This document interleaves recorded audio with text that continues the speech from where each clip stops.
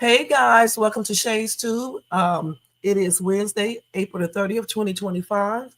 I am so happy you guys are here with me this morning. It is 10:30 a.m. out here on the West Coast. Okay, guys. Oh my God, I be forgetting what to say when I come on sometimes. Anyway, today we are going to talk about Shannon Sharpe again. Obviously, his past legal problems. Also, we're going to talk about Diddy. He wants a gag order on someone. And we're going to talk about Karmelo Anthony's case, how it's similar to Caysen's Allison case. And do you guys think he will get the same verdict as Caysen Allison, which I forgot what it is, but that's crazy. I think it's negligent homicide, I believe. Okay, and I think you can serve from 6 months up to 2 years. All right, so they did it like that because they said Caysen was not guilty of murder, just like I think Karmelo is not guilty of murder. However, they did give him negligent homicide. And like I said, we're going to talk about that, all right? And we're going to talk about Lil Durk as well. So go get you something to eat, drink, relax, and see. If you are at work, continue to do your job. And let's get ready to check out Shades Tube. Before we check me out, though, let's go ahead and do that copyright disclaimer under Section 107 of the Copyright Act of 1976. Allowance is made for fair use for purposes such as criticism, comment, news reporting, teaching, scholarship, education, and research. That entire copyright disclaimer is in my description area. Some of it is going across that navy blue banner, and it will be in my comment area once this video is done. All right, guys, let me ask you to thumbs up this video if you enjoyed this content.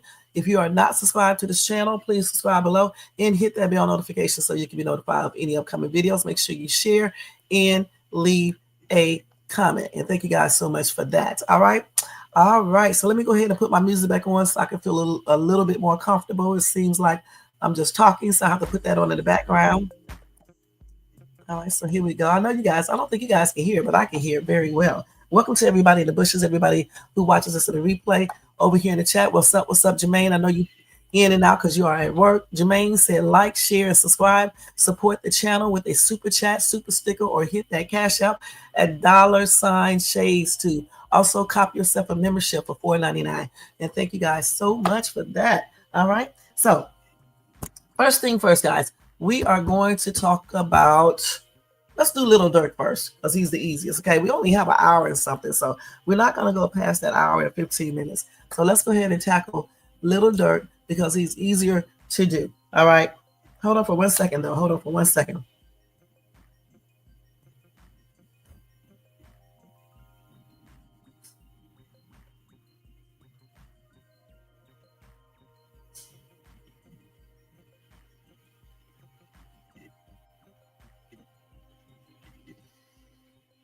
Okay, let me go ahead and do this. Okay.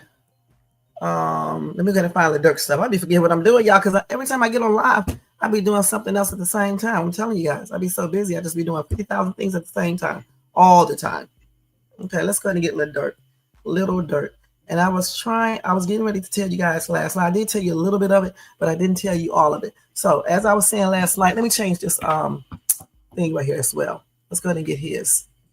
And one day, guys, I will do a straight up open panel so you guys can come up here and talk. All right, as long as you're not saying crazy stuff. Not today, though. I'm in a rush, like always. There's got to be one day when I'm off of work. I'm gonna be perfectly honest. Okay, so anyway, you guys, Lil Durk was hit with a new situation in his murder for hire case as feds seized his unreleased music. And I guess they seized it to see if he was talking about the murders. That's what I'm guessing. Okay, in case you don't know who Lil Durk is, let me show you what Lil Durk looks like. Just in case y'all don't know. That's Lil Durk, okay? So Lil Durk is facing, y'all, another challenge in his alleged murder for hire case as the prosecution has seized an audio file of unreleased songs. Scoom his ass, according to court documents obtained by Complex. The state believes those lyrics will corroborate their argument against the rapper getting out on bond. Hmm. Oh, I hope he didn't say nothing in those lyrics. I'm telling you. Hmm. Now, on the song, Dirk allegedly raps about, come on, Dirk, riding through Beverly Hills with choppers, leading the prosecution to argue that the lyrics have a striking similarity to the modus operandi used to unalive Quando Wando's cousin, Sabaya Robinson. I guess that's how you pronounce that name. Although Schoom His Ass does not appear to have been officially released by the defendant, the lyrics are authentic as the government seized the audio file from a co-conspirator's cell phone. And that's pursuant to a federal search warrant, which has been produced to the defense. That is so damn stupid. I don't understand why these rappers put stuff. Yeah, he said that. You're right, Jermaine. He said that, but we will see. I still don't know why they put stuff in these songs. I just don't. I mean, even if you did, please don't use words that they know. I mean, make up your own words, and that way they can't tell you what you were talking about. Everybody know what a chopper mean and all this other stuff. Pulling up, riding up, or whatever. We know what those things means. I don't know why people just don't make up their own stuff and put it in the music. So therefore, they can't tell you what you meant. You know what I'm saying? That's crazy. And then knowing those prosecutors, they may say this is premeditated because the reason why this was done, you said it came out before the incident, is because he was thinking about what he was going to do. So therefore, that's why he put it in the music before. And then afterwards, he went on and did it. You see what I'm saying? Premeditated. I don't know why he put that in there. Now, anyway, the move comes after Dirk's attorney, Drew Feinling, argued that the prosecution allegedly misled the grand jury in the rapper's indictment. He claimed that they cited lyrics from the song Wonderful Wayne and Jackie Boy, which Dirk wrote before the crime even took place. But the thing about it, though, they can still say, I believe, because I'm not an attorney, I believe they can still say that he wrote those lyrics or sung those lyrics in anticipation of what he was going to do in the future. Okay? Right. I mean, they could easily say that. I don't know if that could hold up in court, but I mean, if you're premeditating something, you would basically be planning it out before you do it. So therefore, you can put it in a rap song. Like, for example, if I was rapping and I was planning on going to the mall a year from now, I may put that in my lyrics that I'm going to the mall a year from now. I'm going to buy some shit a year from now. I could easily do that. You know what I'm saying? And that could possibly mean if I go to the mall a year from now, that back then when I wrote the lyrics and sung them, that I was talking about what I was going to do a year later. So they may do the same thing. Like I said, I don't understand why these rappers put things in their music that can be used to incriminate themselves. Okay, that's stupid. If you're going to say stuff, shit, use other words that no one else knows. I mean, stuff, just make up shit. Instead of saying choppers, you could have said something totally different. You could have said, I'm going to get some candy, candy, or whatever. I'm just throwing it out there. Or I'm going to, let's see. I don't know. They could have just used some different words, okay? If you must talk about it. I don't think they should be talking about it at all. Let's keep it real. Why? Why are they putting this mess inside of this music? That's crazy. Anyway, they said unless the government is prosecuting banks on a theory of extra sensory prescience, the lyrics could not have soundly informed the grand jury's finding of probable cause. Okay. So, like I said, I'm not a lawyer. I don't know if they can actually do that, but I'm pretty sure they know. Now, in suggesting against letting Dirk out on bond, the state labeled him a flight risk and said that his application did not provide any new information that has a material bearing on the fact. Okay, so he's still in there, point blank. He said, but can any other form or art be used as evidence of guilt other than rap? Right. I mean, they love to target rap music, but I don't know if other people actually say things in other music and that they have done. You may see some, but not like you do in rap. So I think they target rap mainly because who do it the most, and then also they talk a lot in rap music. They tell on themselves. Just listen to some of the lyrics. And so that's the best way to find out information. Just go listen to a rapper talk when he raps. And so they know this, and everybody else knows this. Some other music people are not telling like they tell with rap music. You don't hear too many country musicians saying they planning to unalive someone. They're going to get their chopper out and ride up and things like that. You may hear some say something similar, but not like they do in rap music. And in R&B, you may hear a little stuff, like I said, but not like they do in rap.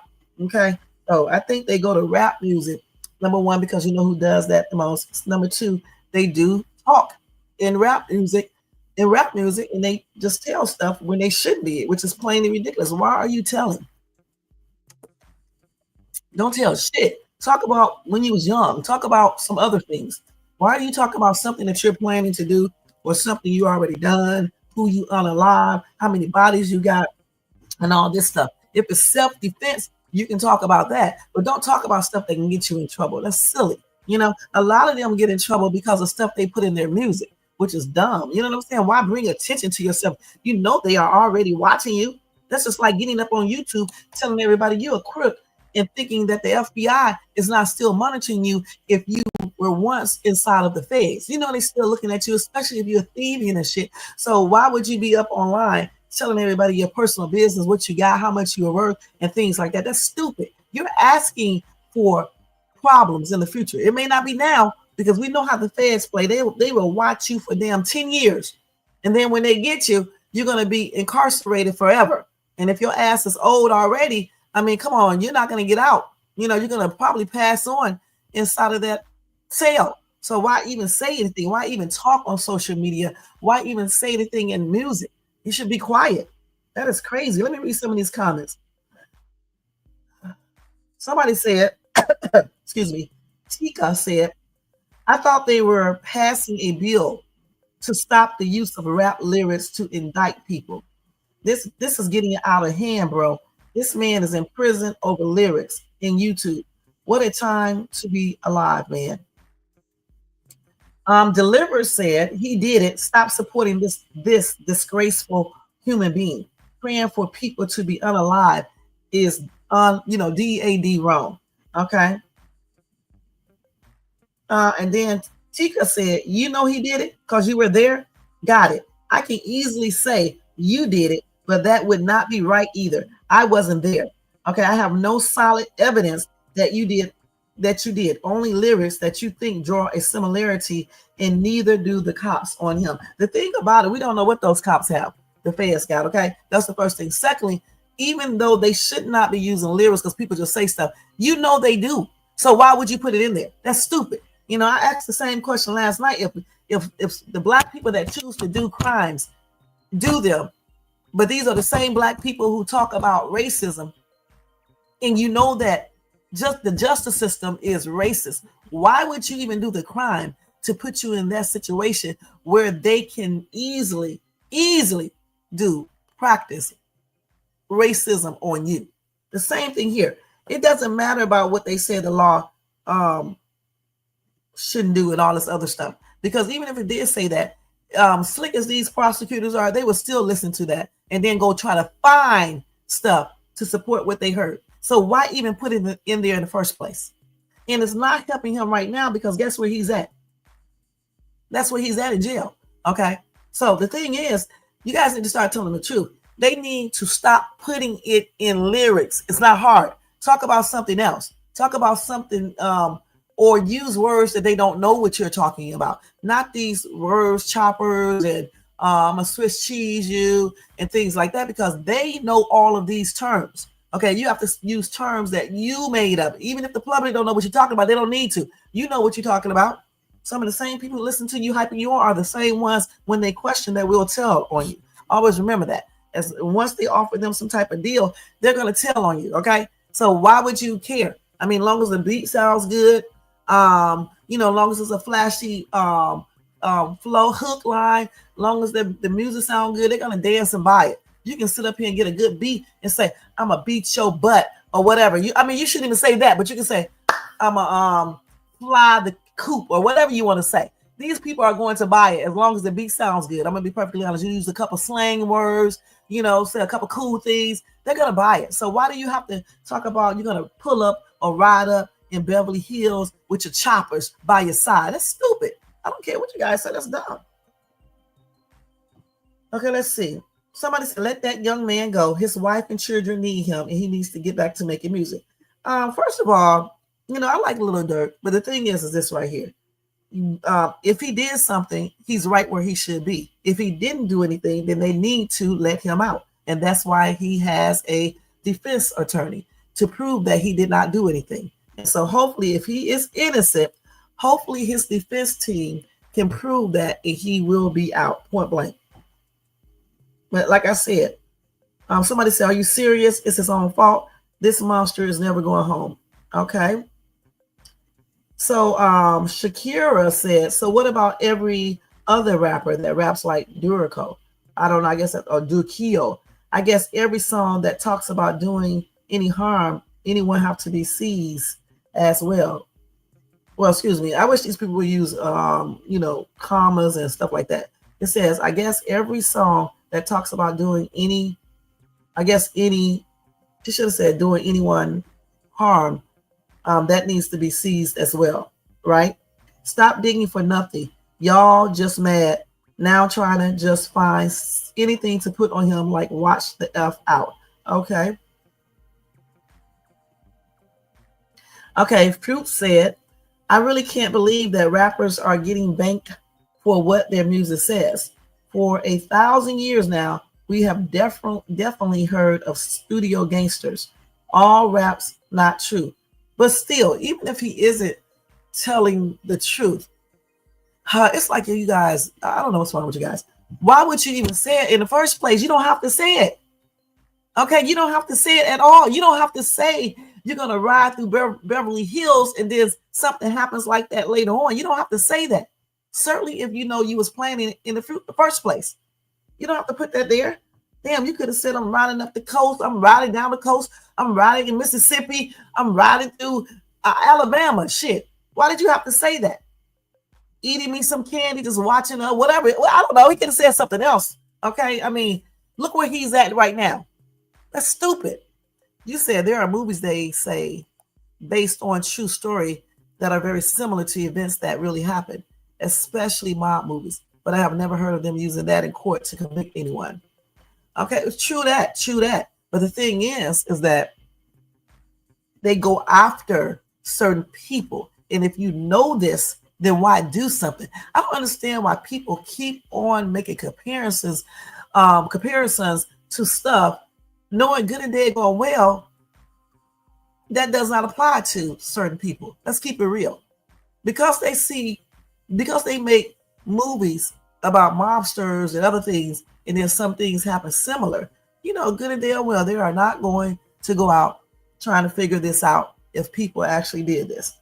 But when it comes to rap music, and then you say some of these rappers be doing a little petty stuff, they're going to go look. And they're going to go research their music until they find something that indicates illegal activity. Let's keep it real. And whether it is something they just rapped about, just trying to be hard, or if it's not, they are still going to look to make sure, point blank. And so that's why I said these rappers need to stop doing that. Okay? Because otherwise you're going to keep on seeing many more Little Durks going to prison, jail, whatever, because of lyrics that they put in their music, which should not be there in the first place. Why do you want to rap about unaliving somebody anyway? Let's keep it real. And why do you guys support that?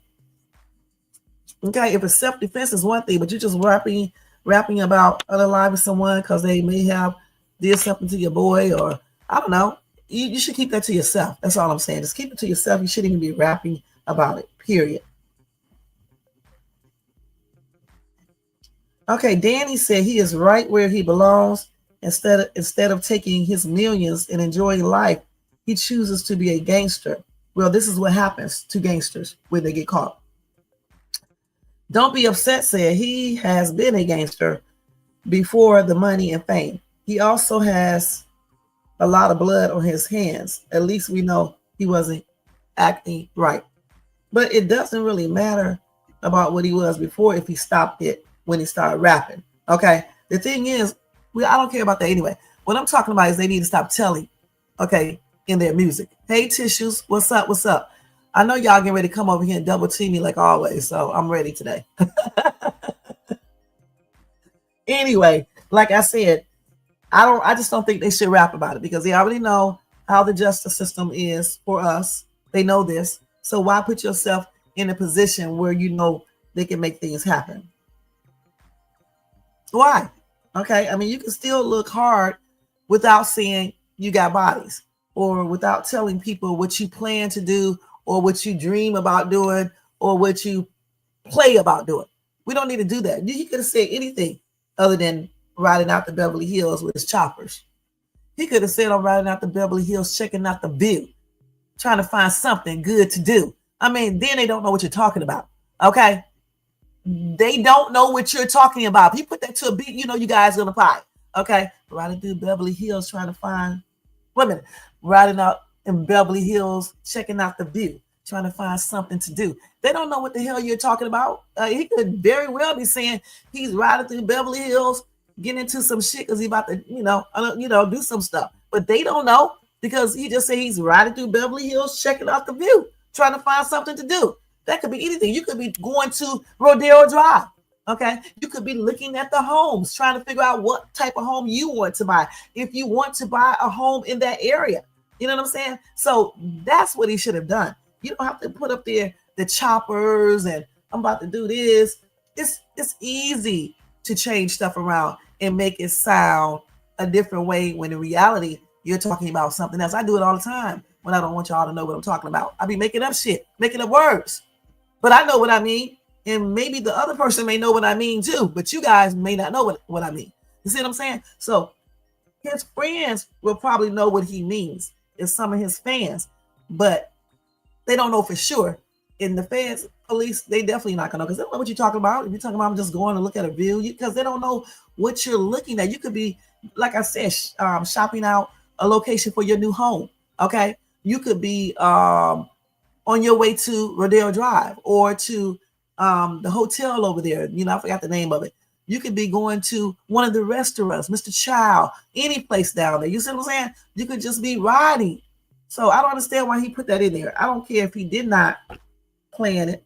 I don't care if he was just saying stuff. Don't put it in the music. Now, with people on YouTube taking stuff and lyrics, doing to it, changing stuff and everything, editing, making him sound hardcore, whatever, that can be proven. He didn't do it. That's totally different. But if you're writing or singing lyrics that's telling the public what you dreamed of or what you plan to do or whatever, and then it happens, they are going to automatically assume that you premeditated this.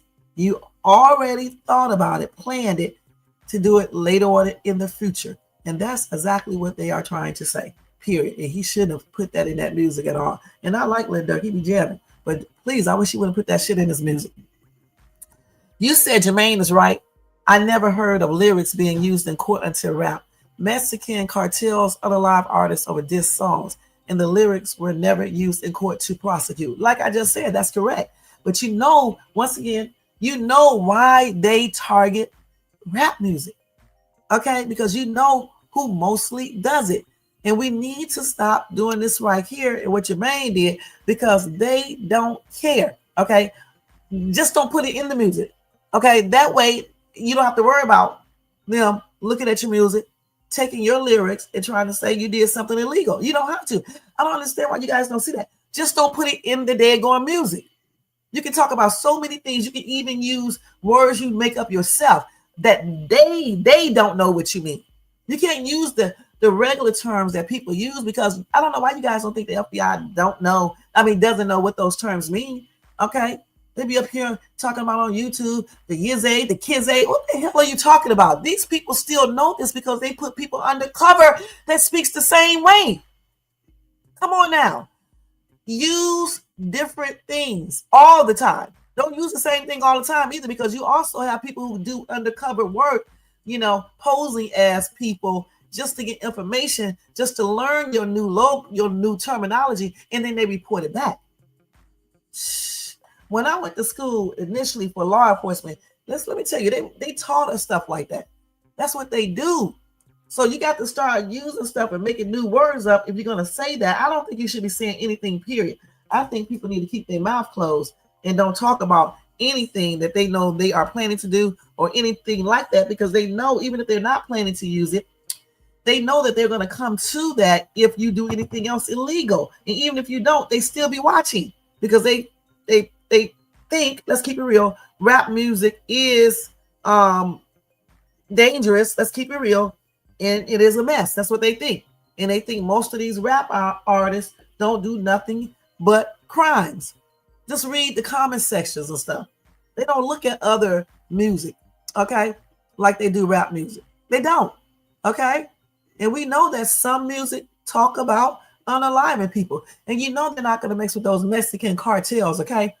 Because that organization is so large. Some law enforcement people may be even in it. You know what I'm saying? So they're not going to look at people like that. You're talking about a big cartel.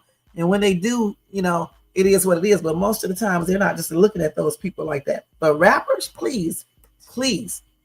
And then they are black, majority of them, please. And some are thuggish and everything else, please. As soon as you do something, they are going to go look at those lyrics, period. So we know this. Tisha said, "What's good, fam? What's good with you, Tissues?" This is what drill music is. These record labels also invest into prisons and life insurance on the artists. So they use these artists to produce murder and crime to fill these prisons. Right. But these artists need to get more smarter. If we already know this, then why would you sign with these people and do what they tell you to do? I mean, there's no way I would sign up with anybody, and I know that they could be. I'm gonna say could be because I'm on this live. They could be doing certain things that is crazy. Okay, so I just couldn't do it. Okay, I would just put my music out on Spotify and try to do everything myself, because these people be having people do weird stuff. I did a whole live where I talked about they have these artists doing gangsta music and stuff. And some of these artists are not even like that, but they do that to sell their music. Otherwise, the label will drop them. Okay, that's why sometimes you don't see artists anymore, because their music is not selling, because they're not doing exactly what they want them to do. They're not putting that flow out like they should. They're not meeting those numbers, and so then they are going to get rid of you. And so a lot of times when they want the artist to appear more thuggish and hardcore, they would tell you what to do. And then, but still, it still goes back to the person. Why would you even do it? And I know people need money, but still, you can't do anything for money. You can't. And that's what they base everything off of. That some people will do almost anything for money. You got people unaliving people for $10,000, for $50,000, for $100,000, for $1 million. That shows right then and there that a lot of people will do almost anything to get money. All right. You got women sleeping with old ass 50-some-year-old men, and 60-some-year-old men, and 80 and 70-year-old men for money. You got men who play on older women for money. Okay. You got people adopting and doing, what do you call that thing? Not adoption, but the other one, foster care, for money. You got people pretending to be caregivers, getting state checks for money. Okay, you got people doing illegal stuff on their taxes because of money. So some people will do almost anything for money, including people who want to get into the industry. This is why you have some people doing extra acts to get into the industry. And this is why some dudes will let people do extra acts to them of the same, you know what, to be in the industry or not to be black. What do you call that? Blackballed? Or, so they'll do whatever it takes. Some people, and notice that I use the word some, not all. So some people would do almost anything for money, and these record companies know that. They know that people want money and fame. And so even if you come in here as a good dude, they may tell you to do certain things. Okay, period. It takes a very strong person not to give into that. Okay, a very strong person. And then their music may just be, mediocre, or people may not buy it. And also, you got to blame the public, because the public, they are the ones that are buying this stuff. They encourage these people to put out music like this, because if they put out something that doesn't glorify women twerking, showing their bodies, getting their ass beat, getting great, people doing, drugs or drive-bys or whatever, people won't buy it. Okay, they won't hardly buy it. So the public plays a big role in all of this as well. When you go out and buy this music, you play it in your car, you play it on your YouTube channel, you play it, period. You are part of that problem. Okay, period. I'm even guilty of that, playing certain music. If you guys don't want to see certain things, don't listen to it. And then guess what? When the demand for that type of music goes down, then guess what? The record labels will start changing things.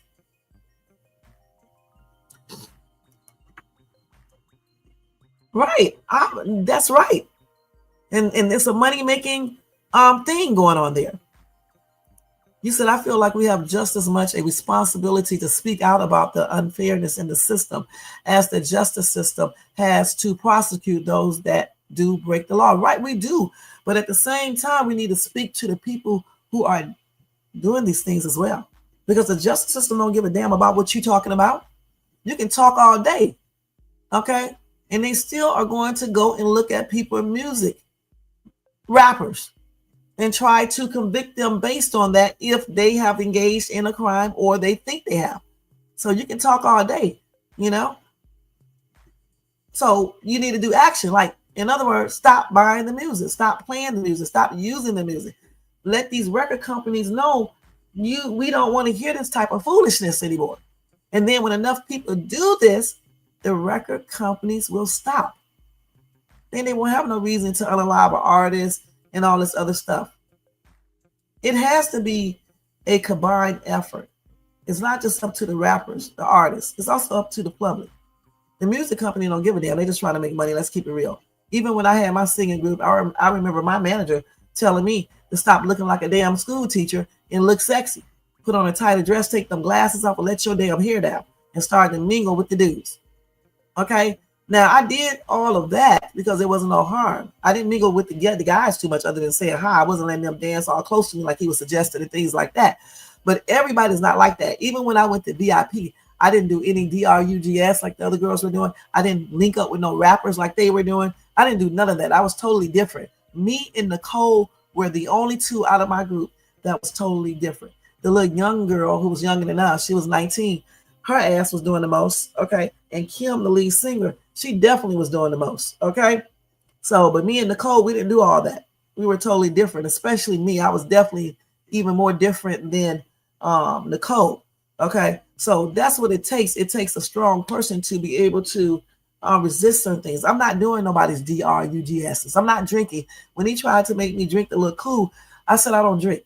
He said, okay, well, you need to get orange juice, and they need to give you some orange juice to make it look like you drink. So I said, okay. So that's what I got. I got orange juice, either pop, and I don't drink sodas either. But I went on and drank the pop just to make it look just to make it look like I had vodka in it. And he just told me act like I'm a little high, and so I did because I'm a good actress. So I act like I was a little high, okay, and played it off. But these days they're asking you to do even more things. And that's what they do in the industry. They change everything, your name, your look, your personality, everything. Look how you can look at artists when they first came out and then look at them months or years later, they be completely changed. They be doing stuff that they talked against earlier in their career. Like You know what I'm talking about. She changed up completely. The lady I'm going to see next Tuesday or Wednesday, she changed up completely, especially when she married you know who. Okay, so a lot of them change up. All right, and that's because the public in the record labels and management and things like that. Okay, because they want to make that money. Agents, all that. You said these people broke, being offered millions when they never seen thousands. Think of Judas. People would do things against themselves or race for pennies. You're right, and that's what we just talked about. They definitely will. Some anyway, not all. And the thing is that the record companies, management, everybody knows that. When my daughter was looking for an agent was trying to sign her. Okay, I told you guys about it. My other daughter, because she's an actress. Okay, the man gave her a contract and thought we were desperate for money and stupid. Yeah, we took that contract. We didn't even have to send it to a lawyer. We looked it over. My daughter is very smart. She looked it over. Okay, I looked it over somewhere.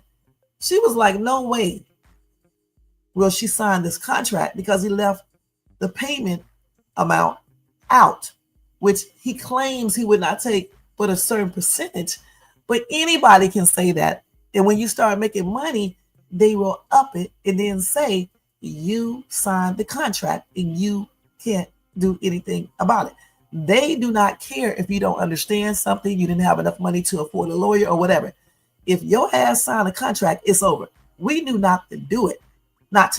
Okay. Then she took it to an entertainment lawyer and he said exactly what I said and what she thought. Do not sign that contract. I don't care how big he is. They play off of your desperation. So therefore, she did not sign it. Okay. So that's how you have to be, even if you are broke, because it's better to be broke and struggling than to be out here doing music that you really don't want to do, to be engaged in a lifestyle that you truly did not want to be engaged in, to be putting yourself in the risk of getting unalive and letting these people eventually make all the money and you never really get a chance to enjoy it, because you will either be incarcerated or in a grave. Okay, so we have to think about that. Even the kids sometimes don't reap the money when the parents, the rappers pass on. So we got to think about that. We can't always just run off of the fact that we never seen this much money and all this other stuff. It's like a certain situation going on in my soon-to-be ex-family. If they were desperate, they would let BP just come in there and take everything that's on that property. And instead, they're not going to do that. They do not want to sell their property. They want to have BP do a lease. So therefore, you keep continuing to make money. Just listen, they're not broke anyway, but even if they were broke, okay, they're not going to sell. Okay, that's what's wrong with Black people. You can't do that. Don't be selling your land and stuff is on it. And then they give you a couple $100 million, but they're making way more millions forever, because stuff like that keeps continuing to come out. It never stops. So why would you sell land to BP knowing that this is something that will continue? Okay, and they're going to continue to make profits off of it while you just get a lump sum payment of $400 million. You can't be desperate. I'm telling you, sometimes you have to wait until they come down to what you are asking them to do. You cannot be desperate out here. Many things I would have done if I was desperate. I'm going to be perfectly honest, and I did not do it. Sometimes you have to be broke. Sometimes you have to not really settle for being struggling, but just deal with it a little longer and try to do stuff, the right way, because I'm telling you, that industry is a hot ass mess. Okay. Even if you don't engage in certain things, they be trying to push you into it. So you have to be a very strong person. And I know what I'm talking about because I was in it briefly. The little time that I was in it, the year and something that I was in it, I saw a lot of stuff. You know what I'm saying? And then, like I said, my manager, was asking me to do things. And I was like, hell no. No. Shades too, don't do all that type of stuff. Forget that. I'm not doing no drugs. I'm not drinking. I'm not getting all up close to no dudes in no clubs. I'm not doing that. I don't want nobody touching on me. You know what I'm saying? F that. And I'm certainly not going to hook up and link up with none of these damn rappers. That's out. So, and that's how I was. Okay. And so that's how you got to be. You said, I don't think it's the public I think it's what's being pushed on us. We used to have a variety of music to choose from. Now you have to look for them since radio won't play it no more. But you know what, Tissues? I still believe it's the public too. Because even though radio does not push it, listen, we got Spotify, we got Pandora, we have so many devices to use to choose your own music. I do it every day. There are so many different radio stations that don't promote no type of violence in their music. You just have to search. I listen to chill. Okay, you don't hear nobody talking about I'm gonna do a drive-by, I'm gonna ride up on your bitch and beat her motherfucking ass and things like that. I'm gonna take your wigger and I'm gonna F him to, you don't hear this. Okay, so we, the public, in my opinion, we do share responsibility in that as well. And we do have a choice. And there are a lot of different radio stations to choose from that do not promote violence and other things. A lot. I could name even more. Okay, because I listen to them. And yeah, it is a cause and effect, but you guys got to stop making excuses. Okay, period. I believe that all of this that I'm talking about, I believe that people as well, they are responsible. Just like with the Mo3 situation. That man did not have to be unalive. Okay, you got people instigating it. You got people online instigating their entire feud. And you mean to tell me people didn't play a role in that by using instigation? Even with Karmelo case in Austin, people were there to instigate what went on. They encouraged Austin to go over there and be the tough guy. Let's keep it real. You guys got to start facing facts. Okay, they encourage it. Just like Casey, Allison, and Joe. That was encouraged too. They were all out there, right out there when they was, getting into it at the prom after party. Did a lot of people try to stop it? Maybe one or two, maybe three or four, but not a bunch of people. Did anybody grab him and the other dude and tell him to cut this shit out? Did enough people do it? Even that little situation that I was involved in where I was stopping those kids from fighting, the cousin or the brother, whatever he was trying to stop his brother or cousin. I think that was his cousin. And he wouldn't stop. So I came out there and tried to stop them. No one else tried to stop them. Just two people. So other people instigate. And that's the problem. Okay, if I wouldn't have tried to stop him in the cousin, the dude probably would have went in his car and got his GUN. Who knows? So again, people instigate stuff. All right. And I don't care. Everybody got to start facing reality. And even in the music industry, people are there to encourage these activities. Okay. Because you're buying it. You can't use that excuse. They just push it out there on us. Yeah, they do. But they're not making you listen to it. Okay. You don't have to listen to it. They're not making you use it on your YouTube channel. They're not making you dance to it. They're not making you buy it. That's just like saying, if they didn't have fast food restaurants out there to make us buy the fast food, people wouldn't catch all these diseases. No. You're right. If they didn't have it out there, you probably wouldn't. But the thing is, it's out there. So why are we talking about it? They're not forcing you, though, to eat it. All right. You don't have to eat from those restaurants. And just say, even if you did, they are not forcing you, like at McDonald's, to buy a Big Mac. They have salads there. They have chicken salads, things like that. They have chicken. You can take the skin off, drain the grease off. Don't use no bread. You guys, just like myself, we make the choices, okay? And that's why we are held accountable for the choices that we make. No one has a GUN up to your head telling you to go listen to rap music or to go listen to certain R&B or certain gospel or certain instrumental music, okay? Or jazz or country or whatever. These things are your choices. And when we choose to glorify certain type of music to make it seem like it's God or whatever, then these are the things that happens. It's just like drugs. No one is telling you to take them. You choose to take them. And then you get hooked on it. And then you want to blame everybody else. Blame yourself because you are the one that made the initial choice to start doing drugs. Just like alcohol, just like overeating, undereating. and then it develops into a problem. It's like, let's use my M&Ms. No one is forcing Shay's Tube to go get M&Ms every single day and eat them. Okay, I don't give a damn if M&Ms is all in the store, plastered all up on the walls. You know the negative effects of eating too much damn sugar. Okay, point blank. Okay, so when you get sugar diabetes or any other disease from eating too much sugar, or you get a lot of inflammation, you can't blame the candy companies. You have to blame yourself because you have the ability to buy it or not to buy it. You are not kids. Even some little bitty kids know not to eat certain things, okay? Because that's what their parents instill in them. But grown-ass people and older kids, they should know not to do certain things. And we need to stop making excuses for everything that we do that we should not be doing. And that's on everything.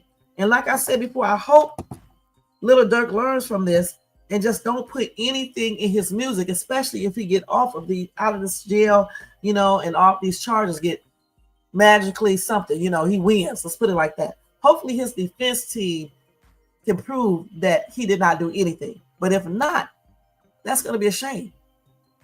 Okay. And if they have actual evidence that he did it, it's a no-win situation. All right. Point blank. Hey, young Riz, what's up? What's up? Thank you for tuning in. It's a no-win situation if they actually have proof that he did this. Okay.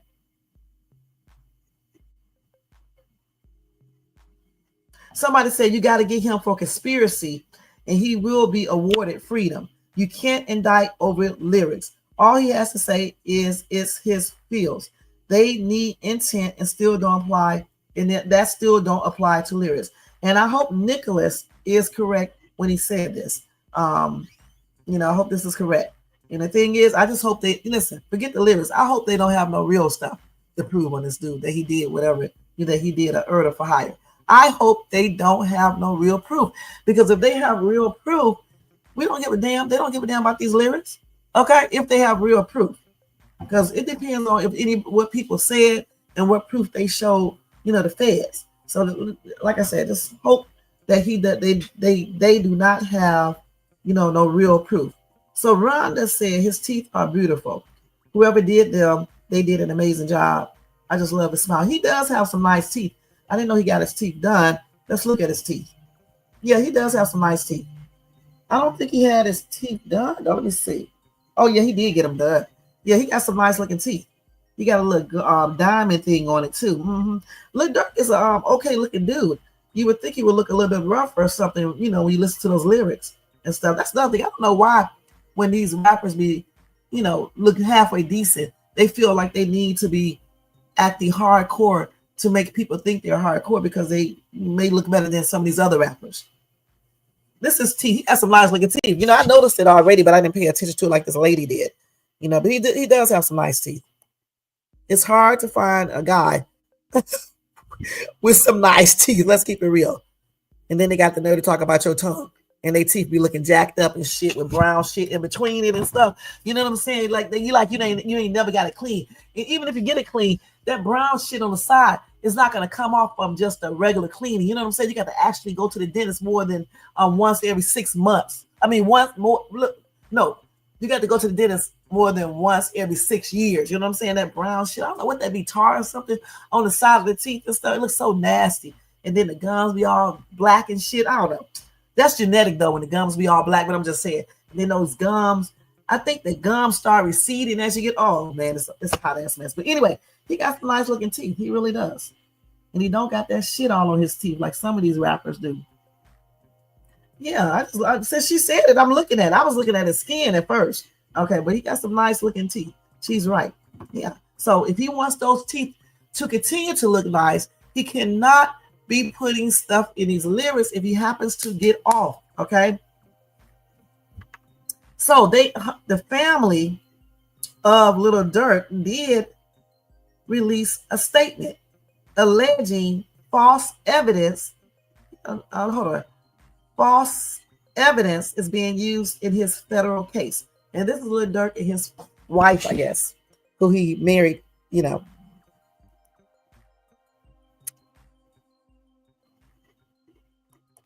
secretly. Okay.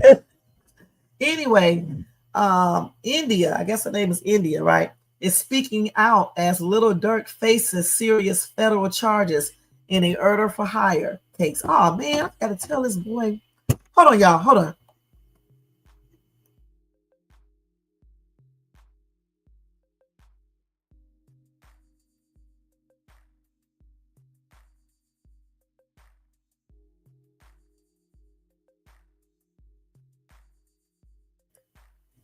No,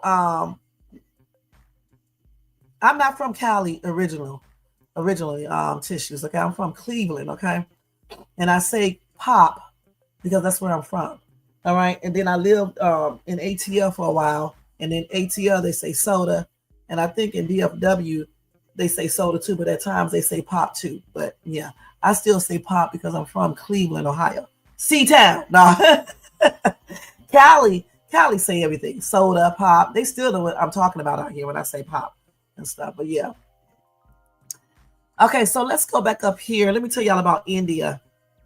Oh yeah, India. I think that's how you pronounce her name. Okay, so I said she's speaking out as Little Dirk faces serious federal charges in the Order for Hire case. Standing firmly by his side, she and the rest of Dirk's family are calling out the justice system for using his lyrics as false evidence. And again, that's why he shouldn't be putting that in his lyrics. Damn. And this picture right here is a nice looking picture of them too. Mm-hmm. Now, in a statement released Tuesday, April the 29th, which has now been posted as a video by the rapper himself via Instagram, his family slammed the government's use of Dirk's lyrics and for criminalizing rap.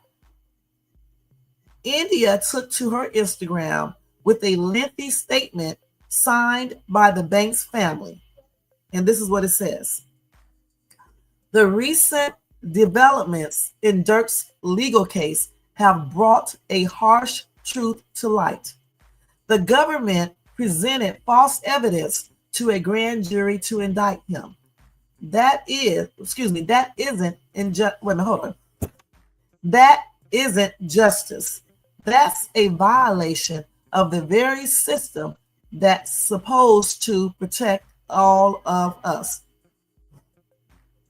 Hold on for a second. These people talking too loud. They messing me up too. Hold on. Okay, goodness. So I said that isn't justice. That's a violation of the very system that's supposed to protect all of us. That's what India said in a statement, okay, that she put on IG. All right. Now, April the 18th, Little Dirk's legal team reportedly filed several motions accusing prosecutors of misusing a portion of his song with Babyface Ray, Wonderful Wayne, and Jackie Boy as evidence in the case. They argue the government falsely interpreted the lyrics to suggest Dirk was attempting to profit off the illing of Savia Robinson, Quando Wando's cousin. The rapper and his team flatly denied these claims. And again, like I said before, I don't think they should be there. Okay, point blank. Because this is what the government does in regards to rap. Okay, let's keep it real. So why even put it there? Point blank. Whether you did it or not, why even put it there? And the justice system should protect us. But we know good and damn well that it does a half job at that for people of color. Let's keep it real. I don't know why people, I don't know what be wrong with people when they think that certain things isn't still the same for them because maybe they have money or whatever the case is. It doesn't matter about that then, okay? Because they still look at you as what they say you are in the first place. So you should remember this when you are before you do stuff and when you are thinking about doing stuff. Just remember that. The justice system is not fair to people of color. Let's keep it real, okay? So they said this alleged misuse of lyrics is at the heart of the false evidence. Dirk's family called out in their statement, and Dirk's legal team says the lyrics were written months before the unaliving of Robinson. They also claim that the version cited in court was edited by a fan page. or fan pages, not Dirk or his label. And long as they can prove this, then that will be good. They said Dirk has always used music to tell stories, to express pain, to heal, and yet those same lyrics are now being used against him. We refuse to stay silent as Black artists continue to be criminalized for their creativity. Rap is art. As a family, we are asking the public, the fans, and the culture to stand with us. Stand for truth. Stand for fairness. Stand for the voice. And true that we should. But we also need to let these people know that certain things does not need to be in rap. I don't give a damn if you're telling your story. I don't give a damn if you are expressing your creativity. Express it a different way, man. Do that. Because you know, as soon as you say certain things, it's just going to open the door up for other things, like they did with him. I don't know if he did do the Earth for Hire. I hope he didn't. But the thing is, let's not put certain things in rap music. Simple as that. And until they realize that, you are going to see many more cases, unless they do put that into some type of bill, I guess. You're going to see many more cases where they use rap music to indict someone. And they will be arguing the same thing, but yet, they're going to continue to do what they need to do, the feds, point blank. All right?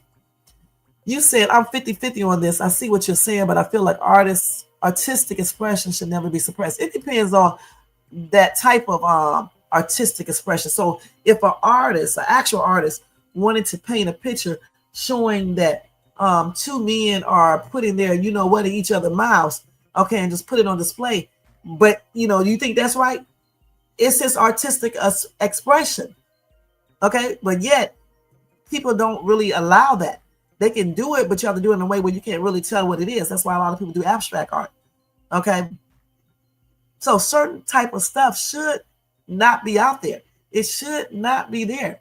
You don't have to put that in your music, okay? Period. That make it sound like you done drove up somewhere and did some things. Why even put that there? That's good, young Riz. I'm glad you're doing good, and I'm happy and blessed. What day is it there on the? It's 11/12. Okay, it's still Wednesday there. Happy and blessed Wednesday. It's 7:30 out there in London, right?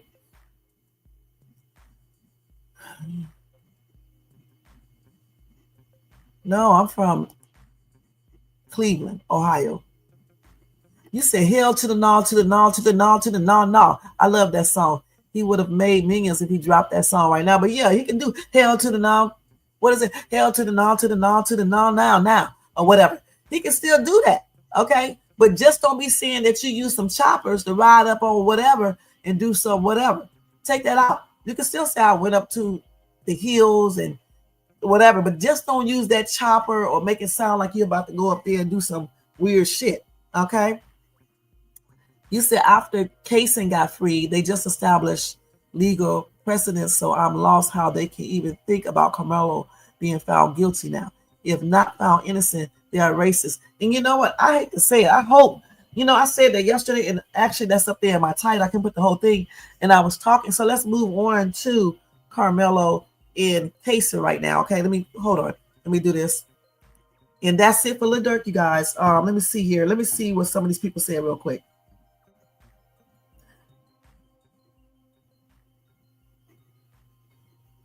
Okay, so Prophet said, God is a just God. Can someone please explain that to me? So somebody did. He said, it means God always does what is morally fair. It is what he considers just, not what we consider just. Okay, so Jeremiah 29:11 verse says, for I, God, know the plans I have for you, plans to prosper, not to harm you, and to give you an expected end. And then he said, remember, God's ways are not our ways, and his thoughts are not our thoughts. His ways and thoughts are much higher than ours. Once we accept that, I believe trusting him will be much easier. And that is true. That is true. His ways is not our ways. It's just like, the other house I was in. I wanted to stay there, but I did know the people could come back. They had told me, but I didn't believe them. I wanted to stay in that house. But people kept on telling me exactly what this person said in this comment section, that my way is not God's way. God's way is not my way. And he does stuff that is ultimately better for you, point blank. So when I moved and got this house, this wasn't my first choice. It wasn't even my second choice. I had chosen 2 other homes, but we didn't have all the money when they gave it to us, so we lost out.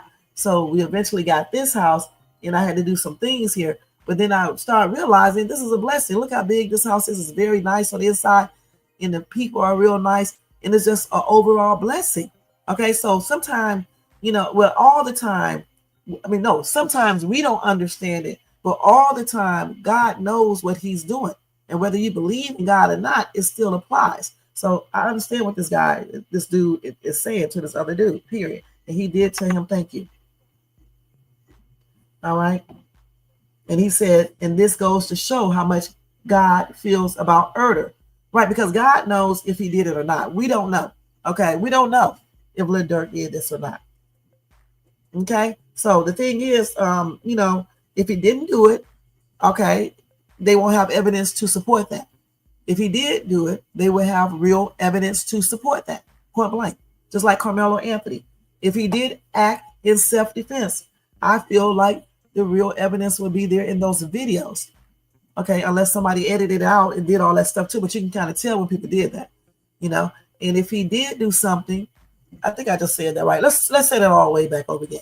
If Karmelo Anthony did not do anything in that video to show that he did not do self-defense, it will show that. And if he did do self-defense, if I said that correctly, it will show that. Okay, so everything should work out right, because he said that he did self-defense, and I believe him, and I believe that will show in the video. All right, so anyway, my prayers are sending out to Lil Durk and his family. I hope everything works out. I'm gonna keep you guys updated on Lil Durk. Now we're gonna move right into Karmelo Anthony and Caysen Allison, okay? Because of course, we've been on here an hour already, okay? And I know I'm going over. I just know that. Let's see, y'all. It's so hard to do lives. You just don't know. To be perfectly honest. Let's see. When you have real content, it's hard. Okay, let's put it like that. Wait, when you up here talking about bull crap all the time, it's easy to do it. Or if you're beefing with somebody, it's easy to cuss somebody out and talk about them and things like that. Or to cover the same shit over and over again with the same information. Now, if you're doing different information, that's probably a little harder. But if you're doing the same information, then it's, easy. Okay, so let's go back to these comments over here. So now we're going to talk about Karmelo Anthony and Caysen Allison. As you guys know, Caysen Allison was found guilty. He was found not guilty, but he was found guilty. He was found not guilty of murder, and he was found guilty of negligent homicide. Okay, and negligent homicide means that you use self-defense, but you did not try to unalive that person, even if that person did become unalive, because you was basically using self-defense to protect yourself because you feared for your life. All right. So they did say he did fear for his life. And I honestly agree with that, because like I said yesterday, Caysen did go to the restroom and Joe was there, but Caysen and his boy was trying to leave. And Joe and his group of people refused to let him leave. Okay, and then Joe or either one of his friends hit first. All right, and so Caysen, I think Brittle started hitting, and Caysen already had pulled out his knife, if I'm not mistaken, and he started using it.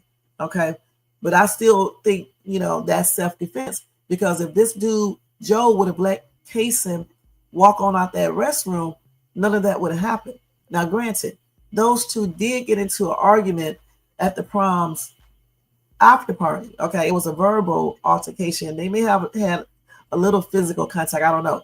But Caysen said that Joe threatened him with a GUN.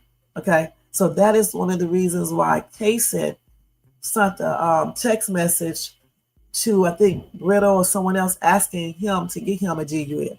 because he was scared that Joe was going to bring his GU in, I guess. Okay. Now, they said the police did not check for a GU allegedly, so it wasn't proven if that was actually true. But Caysen Allison said that Joe either threatened with a GUN or either he had one. All right. So anyway, after the altercation at the after prom, they start doing text messaging to each other where I guess they both probably were, threatening each other. That's what people do. Let's keep it real. And then they agreed to meet up at a park to fight it out. Okay. But that did not happen. All right. Like I said, Caysen was trying to get a GUN. I guess he couldn't get it, so he used the knife. So anyway, they ended up being in the same restroom. Why? I don't know.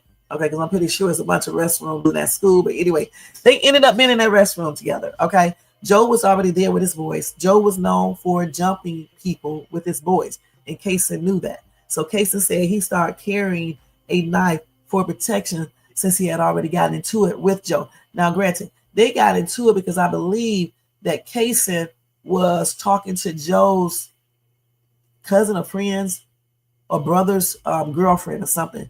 He was doing something inappropriate. I don't know what it is. Anyway, that's how that argument started. That's how all of this started. All right. So anyway, Joe was in the restroom, like I said, with his boys, and Caysen came in there with his boy. Okay. Caysen, I think Caysen said he went on to use the bathroom. I'm not sure. Anyway, when he was trying to leave, I don't know if he used the bathroom or not, but when he tried to leave, Joe stopped him and his boys. And then one of Joe's boys started hitting first. Either Joe did. I don't remember. And then Caysen's friend, Brittle, started fighting back. And then Caysen had already I guess he took out his knife when everything started going down, and then he used it. Okay. Hey, Greg, what's up? What's up? What's up? He did talk too much. He should have shut up, but it is what it is. And that's how that happened. And then after the fight, then Caysen Allison threw his knife away. You know how they do. Discarded it. Okay. And people were trying to say he was trying to hide the fact. No. He probably was scared. Okay. Plus, they were kids. He probably was scared and just threw it down, and he ran home and then got on the phone and started talking to someone, telling them, asking them to help him go somewhere to Texas or somewhere, they said. Okay. So just like a little kid, you can't run away to Texas to get away from stuff. But anyway, they're kids. Okay. So anyway, after deliberating for 12 hours, the jurors decided to charge him as being not guilty for murder, but guilty of negligent homicide. And I hope I just told y'all that story correctly, because I just did it from my head. Okay. So that's what it is. And so what I was trying to figure out, if they would do the same thing with Karmelo case, because Karmelo he was not the aggressor, just like Caysen was not the aggressor in the restroom. Okay. He wasn't even the aggressor at the after party, because even though he was talking to the girl inappropriate, Joe, I don't know what Joe did when he went over there to confront him. You see what I'm saying? It's a way you can confront people, but they probably was arguing. Of course, they got into an argument. All right. But in that restroom, we know firsthand that Caysen was not the aggressor. It was Joe, because Joe and his team hit first. Just like with Karmelo Anthony. I don't care if Karmelo was sitting underneath the tent that did not belong to his team. The thing is, he wasn't sitting there. He was sitting there and he wasn't messing with anyone. Okay. He was on his phone, minding his business. Then all of a sudden, here come Austin running his daggone mouth. Okay. I'm trying to figure out what authority did he have to talk to this dude anyway. Yeah, you can talk, but you shouldn't be coming over there. You don't have any authority to do this. You don't have any authority to push anybody out of a tent, regardless if it's your team tent or not. You didn't buy it. It's the school's property. And I'm also trying to figure out, once again, why did anyone go and notify the daggone coaches? I don't give a damn how far they were from them. They weren't too far, because they saw, two of the coaches saw what happened. So explain that. And any other grown-up that was sitting out there claiming to be a witness. And some of the kids too. Okay? We cannot instigate stuff, and then when everything pop off, everybody want to claim that they're innocent, because you're not. This whole entire fight was instigated, just like Case and Allison stuff was instigated, period.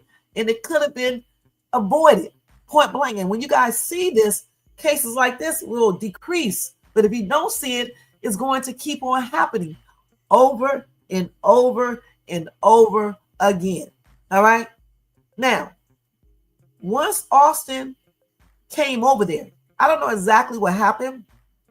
Okay. Some people say Austin was in a separate tent, another tent. Some people say he was in the same tent. I don't know. Some people say he was standing up. I do not know. The thing is, what I do know is that Austin should have not walked over there and threatened or did anything. Once he told Karmelo he didn't belong there, and Karmelo said whatever he said, Austin should have not said a damn thing else to that dude.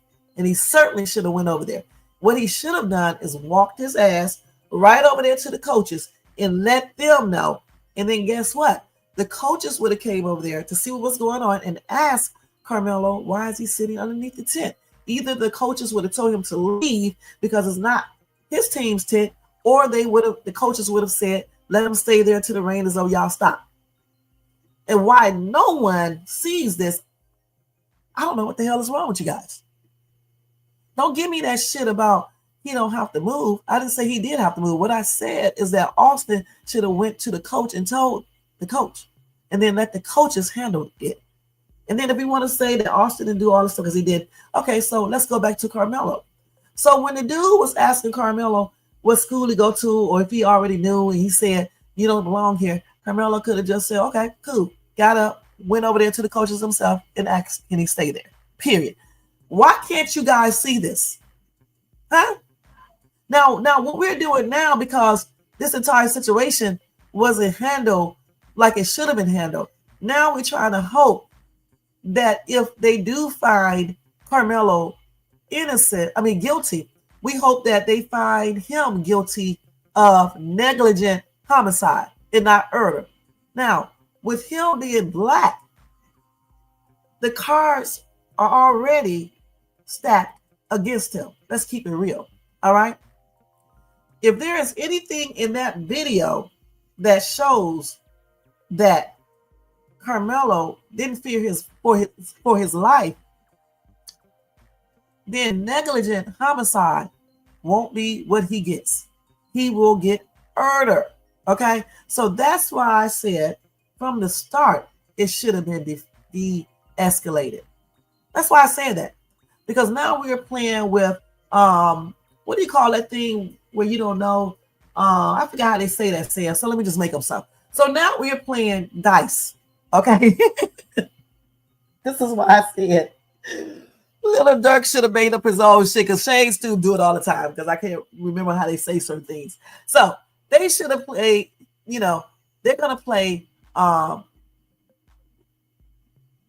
dice thing, okay? Because now we're going to play dice thing, not them. Because now we're trying to figure out what they are going to do, okay? Based on what we see them do with Case and Allison case. But the thing is, we don't know everything about Karmelo's case yet. We don't know exactly what happened after Austin said what he said initially. We don't know when he came over to Karmelo if he actually fought him. Now, according to one witness, that witness said that Austin and his brother jumped Karmelo, but we don't know if that's true. If they did jump him and did everything this witness say or said, then I can't see it being nothing but self-defense or negligent homicide. But just say if he didn't, okay, then we got a problem there. So that's why we don't know. That's why we're playing dice. And that's why I said,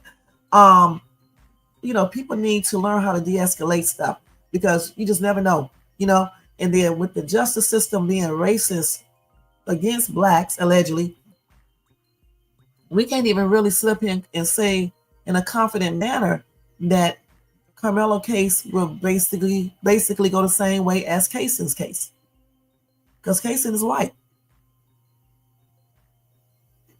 And another thing, we didn't see people, the media, putting in their title, Caysen is a murderer, and talk about his background and make up lies. We didn't see none of that. But yet they did it with Karmelo. So listen, guys, if you don't see the racism in the justice system and realize certain things that Black people do needs to stop, then I can't help you. Then you're on your own. I'm just be perfectly honest. Because I can't help you. If I can raise one grown-ass man and I instill these things into him, he has never done anything. And then I'm raising another young man who just turned 17. He has never been incarcerated. And I use that approach, the same thing I'm telling you guys. So why can't other people see that approach works? De-escalating, teaching your kids that that system is allegedly racist against us. They want you to do stuff. Okay? No, I'm not telling you to run away or to just move from situations. Do it in a way that you still get what you need to get.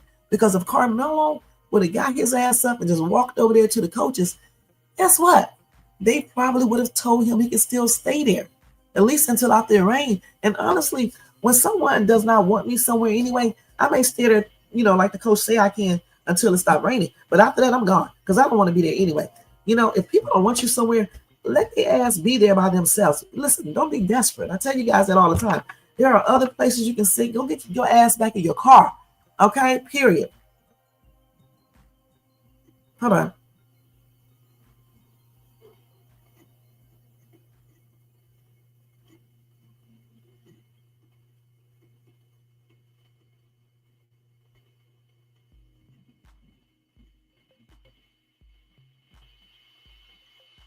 Okay, let me just write my manager thing. Okay, so yeah, I forgot what I was just saying, but I hate when people text me because I forget what I'm saying. It's on a live. I can actually rewind it on my other phone and see, but I'm gonna try to remember what I was talking about. I was talking about Karmelo. Okay, we just cannot do, what some of these other people are doing until y'all realize that you're gonna keep on having these things happen. All right, and now we're sitting up here playing dice, trying to figure out, if he will get the same verdict. Because honestly, I don't feel like Carmelo Anthony just stabbed this dude. I really don't feel like he did that. I feel like he did fear for his life, just like I felt Caysen, feared for his life. Okay, and then people, talking about why did Carmelo bring a knife? He didn't just bring a knife. He just have that knife in his bag anyway, because he's probably keeping it on him for protection. You don't know if somebody threatened this dude. You don't know that. You guys didn't say that about Caysen. I mean, some people said it, but not like they did with Karmelo. And Caysen told the judge, the jury, or whomever, the prosecutors, and the defense team, that he had a knife because he needed it for protection. People were threatening him. The same way Karmelo probably had his knife for protection. He wasn't planning on coming to no track meet and unaliving someone or stabbing someone. He just probably had it in his bag just in case, all the other times wherever he was at, something happens. He needed to defend himself. And he probably just keeps it in his bag all the time. Much like when y'all have those GUNs in your car or on you, you're not planning to use it, but you got it there just in case. Just like me. When I have weapons, I don't plan on using them, but I just have them just in case. And I believe that's what he did. He just had that knife in his bag just in case. He didn't go to that track meet thinking he was going to get in an altercation and he needed to stab anyone. The dude was minding his own business. Okay, he did not know that Austin was going to come over there and mess with him. He didn't know this, so it can't be premeditated. I don't know what you guys are talking about. And I said this before. It can't be.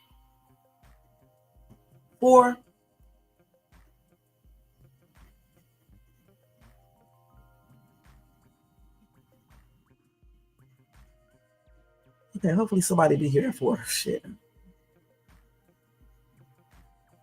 So they going. Hold on, let me read this real quick. Hold on, y'all. Let me read this.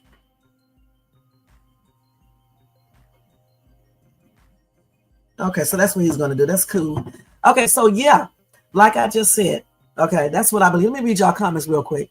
You said, Greg, he didn't say any more than Caysen. Plus, he told the truth and concern for Austin. Caysen lied and didn't even ask, was Joe okay? Now, the thing about it, why would Caysen ask, is Joe okay? Joe tried to jump him. Joe had a weapon, a GUN, allegedly. Why would he ask that? I wouldn't have asked that either. Shit. As far as Karmelo, though, Karmelo did ask the cop, is the dude okay? And he said that he touched him or something. I can't remember, but he did say he used self-defense. That's what I think he said. He used self-defense. So it's a little bit different here, okay, than Caysen, because Caysen did not ask about Joe. He already knew he unalived him anyway. He already knew that because he stabbed him more than one time. All right. But he still did it because he was scared. He feared for his life. He thought that Joe and those boys was going to unalive him. My voice, hold on, y'all. Stay up, allergy. He thought that Joe and all them damn dudes he had in the restroom was going to unalive him. Okay. Just like I believe that Karmelo Anthony thought that Austin and maybe Hunter and whomever else was going to do that to him, point blank. And with him probably hearing Karmelo, hearing all these horror stories of Black people getting unalived in the hands of white racist people, he probably thought the same thing. Okay, let's keep it real. Okay, and he probably had every reason to think that, because if you got some 200 and some pound boy along with his twin brother and all the kids from the team or whatever that was there for him come over to you, what in the hell would you be thinking? So like I said before, it is unfair to say, for us to say that he was not fearful and he did not fear for his life, because we were not there. We did not experience that at all. Okay. And until that video comes out to show everything, we just do not know. Let's keep it real. That's why it's hard to say, will he get negligent homicide? Because we do not know all of the information yet. All right. They have not released any type of videos. Nobody. And you know, people are out there using their phones to record. And they did not let anything get out because they confiscated everybody's video probably. Okay. And nothing got out. Because I know somebody recorded this. And plus, not only did it not get out, no one is saying anything, which is kind of odd. Yeah, legally, yeah, I don't either. But, you know, as a kid that's not a thug and be into all these different situations, he probably did not know. All right. So that's why he said, and he did not feel like he did anything other than commit self-defense. So why would he not say anything? He wanted them to know that what he did was self-defense. He didn't try to unalive this kid. That's why he asked, was he okay? Because he didn't know he unalived that kid. He was just trying to keep him off of him. And we don't know if Austin punched him, because Karmelo did say, punch me and see, or punch me and find out. Also, he said, touch me and see. So clearly that indicates to me that Austin or somebody threatened him and could have possibly punched him. And according to the other witness, he said they just came over there and jumped on that dude. Okay. Do you? Hold on, y'all. Okay, no, you going out? You need to let me know, because T is coming over at 4 to get those shelves in the in the refrigerator, so he can take them and get the stuff removed off of them and repaint it. He probably gonna remove it himself and repaint it. Well, let me stop. You know, people be doing some of the scandalous stuff and think somebody's stupid. But I mean, Jermaine, you did say we could have did it ourselves. And, you know, of course, the doctor in here had to say you can't do that. You know what I'm talking about, Jermaine. Oh man, Jermaine saying nothing is always best route. But what he did say shows he's a good kid, and he didn't mean to unalive Austin, right? And like I said, you know, since he's a good kid, he never really been in any trouble, why would he refuse to talk? Because he just did not know. Just like if my son got questioned by the police and he did that, he would probably say it was self-defense too. I'm gonna be perfectly honest, because he does not know. Okay, you got grown-ups that will say that. Honestly, when I had to use self-defense and the police came, I said it was self-defense. Okay, because it was self-defense. Okay, I didn't have anything to hide, and that's the way Anthony felt. Okay, at least that's what I think. I don't listen. When I look at Anthony and look at him playing football or whatever sport he was, I think it was football, taking pictures, he worked 2 jobs, 3 point something grade point average, 3.7 or something like that. I've never been in trouble, never been arrested. He could have got into a fight, but a lot of kids do. Who cares? It doesn't mean somebody's bad unless they're doing it all the time. When I look at all of that, I don't see a bad kid. He was very responsible. You can tell that by working 2 jobs, not 1, but 2. All right. He had white friends. That's why I told you guys we need to cut the racist stuff out, because we have to leave it in there a little bit, because the justice system is racist, allegedly.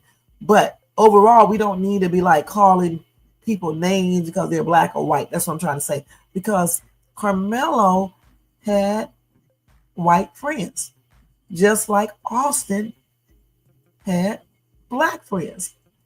And according to Jermaine said that Austin school had a lot of black kids going there, more than Anthony's school. Anthony's school was mostly white. Okay, I don't know. I mean, that's what Jermaine said according to what he looked up. Okay, so I don't think they are racist. Okay, so we need to basically leave that out in regards to talking about these 2 young men. That's what I'm trying to say. Now, when we're talking about the system itself, yeah, we can leave that in there. But when we are talking about the 2 young men and their families, I think we need to leave the racial stuff out, period. I don't know about with his mom, but I'm talking about with his dad and things like that. Hey, Tony Band, let's see. You say, yeah, I agree. No, the fight in the bathroom was set up by Caysen and Joe. No, Tissues. That's not what they said. This is what you're saying. Okay. The fight in the bathroom was not set up by Caysen and Joe. Okay. Joe just happened to be there and Caysen came there. This is what you think, but this is not proven. Okay. They set up a fight at the park. Okay. They did not never meet at the park, because instead they saw each other in the bathroom. Yeah, they did have a lot of other bathrooms. I just said that. But that was never proven that they set up the fight for the bathroom. They set up the fight for the park, and that was proven by many text messages and by witnesses' account of the situation. Okay, so the fight in the bathroom was just, a coincidence that Caysen walked in the bathroom and Joe was there with his boys. Because if they did set it up, why would Caysen come in there with just one other guy when he would know damn well that Joe had a whole bunch of people with him, at least 4 other dudes? So, I mean, if they set that up, then it would seem like Caysen would have a lot of dudes with him. It was only Caysen and Brittle, I believe, or whatever the dude's name is. And then it was Joe and his boys. And I don't remember if it was 4 or 3, but he had more than Caysen. So I don't think that was a setup. I just think it was a coincidence that they both went into the same restroom. And if they are on the first floor in that vicinity, kids are not going to walk all the way down the hall to the other one. Let's keep it real. I would, but get it down well. Caysen was trying to act bad too. Why in the heck should he walk down to another damn bathroom? He no PUNK. So I'm going to this bathroom right here. Let's keep it real. You know how kids be talking. Yeah, we grown-ups, and some other kids will be like, oh, no, I'm not going to that bathroom because I know Joe may be in there. Let me go to this other. Because then you're going to look like a coward. Okay, that's why Karmelo and Austin didn't stop. Okay, because, egos. They don't want one person looking like, they scared, or I ain't doing what this white boy telling me to do. Or I can stay wherever I want to. I'm going to get this dude out of here because he shouldn't be here. Whatever. You know how all that stuff goes. Yeah, he definitely could have been bad, but he chose not to be. I don't think even if he didn't play sports, I don't see him as being bad. Okay, because he worked 2 jobs. He seems like he is responsible. He did his school work. His grade point average is 3 point something, is over 3.5. So that's another form of being responsible. So I just don't see it. He's never been incarcerated. Neither one of those boys, they never been incarcerated. Both of those boys were good kids. I just think everything got out of hand. I really do. It's like when that dude got up there and showed him on the field, and he was raising his voice. He tried to make it sound like Anthony is aggressive. Good and damn well, when you are on a field or a pitch and you're playing sports, that the coach or the lead or whatever you want to call them, sometimes they get loud. And I was trying to show you guys yesterday, but I didn't know which video from the soccer team, the training. I didn't know which one the coach screams at, but he screams. I remember the first time I heard him do it, I was like, why are you screaming? He told me this is what they do. Go watch other sports. And that's exactly what I did. And I saw that. Okay, so yeah, this is something they always do. Oh, let me just write this real quick, y'all. This is something they do on those pitches, on those fields, and everything. Hold on, let me just tell this boy what. Hold on, y'all. Let me type this.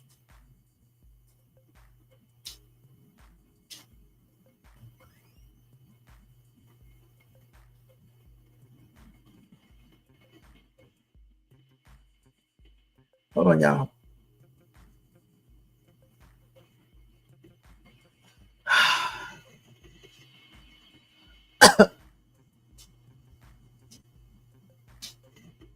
Now it doesn't catch it. I'm about to say salt.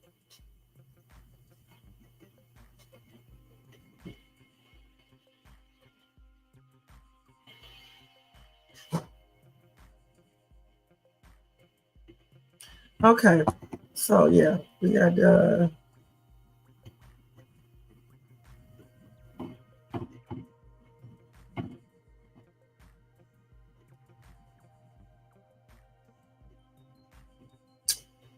gotta stop eating this damn stuff. Okay, now let's get back to this. So you said my coach used to coach. My coaches used to curse and scream at us daily. That's what I'm saying, because I didn't know. Hey, Tony Bands, I don't know if I told you hey before, but hey, how you doing, hon? Happy and blessed Wednesday. These days go by so quick. I thought it was Tuesday. Yeah, they definitely do that. Because like I said, when I first heard Coach Skinchy screaming to the top of his damn lungs at them little bitty kids, I was like, why are you screaming like that? Those kids, they're not going to do it right. He told me they do it and let him do his job, because I don't know what I'm talking about. So therefore, he told me to go look at other teams, and I did, and I saw that happening.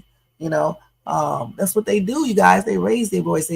They try to sound aggressive and everything. And honestly, I didn't even think that the video that I saw of Karmelo Anthony, I don't really even say that's real aggressive. He just raised his voice, was getting hyped up. That's it.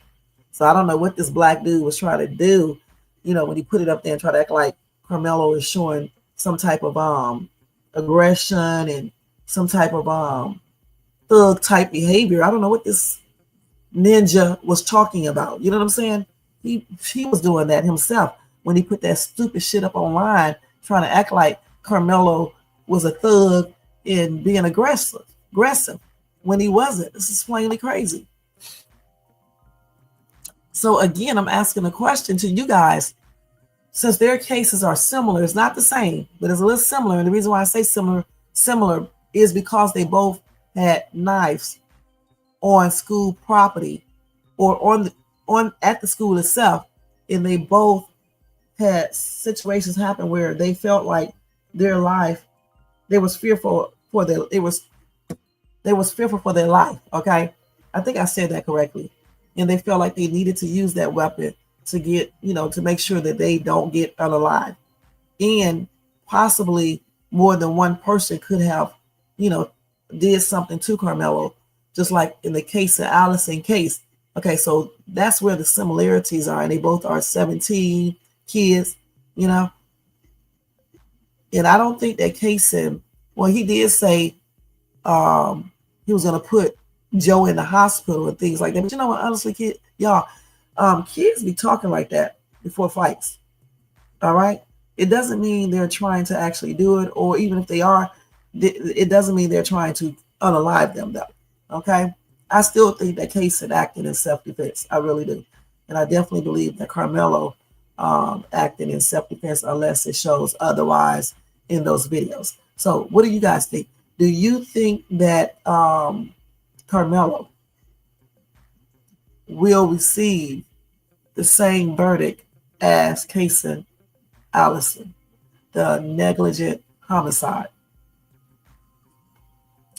You said my opinion is yes, they are similar, but Karmelo is going to be judged more harshly for obvious reasons. And I definitely believe that right there. He's already been judged more harshly because of his race. Okay. Anthony definitely should be found innocent if Caysen will only face about a year of probation. And right, he probably won't even see no type of time incarcerated because they are probably going to put him on probation. You're right. He can get 6 months to 2 years for the criminally, that's how they say that, negligent homicide. Okay. But they probably won't do that. They probably already do time served, I guess. I don't know. And give him the rest on probation. Because I think this incident happened in 2022, if I'm not mistaken. And he got a bond, I believe. And he was on, I think he was on a bond. Because he still is on his bond until he goes for sentencing on June the 16th, I believe, at 9 a.m. So yeah. So he's been on bond ever since. And the thing about it, on bail, the thing about it, originally, they did not even have Caysen's bond set as high as Karmelo. And this is again proving the point that I said. We need to teach our kids about this true system and try to let them know and try to tell them some things to do to avoid this system if possible. Because Karmelo's bond was $1 million from the start. Caysen's wasn't. Okay. And then Caysen's bond was so low that he was able to get bailed out. Karmelo case was $1 million. They had to go in and ask for it to be lowered. His attorney did ask for $150,000, and the judge did $200 or either $250,000, one of the two. Okay, so she even though she reduced it, she still did not reduce it all the way down to $150,000, like the defense attorney was asking. Okay. No, they did not agree to fight in the bathroom tissues. Okay, they agreed to fight at the daggone park. All right. The bathroom thing is something that just happened. No, it was not premeditated because Caysen did not know that he was there. All right. And then Caysen and his boy tried to leave. All right. And he ran. So a lot of people ran. Karmelo ran too outside the daggone thing. Caysen ran home. He's a kid. That's what they do. This boy keep on calling me fat too. I am nowhere near fat. Okay, I'm just gonna say okay. Fat tube. Okay, I'm like 145 pounds. How's that fat? 5'4". Okay, let me go to the article again. All right, tissues. You and that there going Jermaine, man, can't tell y'all anything. Okay, let me do this again. Okay, let's go. Casey, Allison, Case. I don't want to see what he was. Let's see. Let me just say what happened. What did Case Allison do?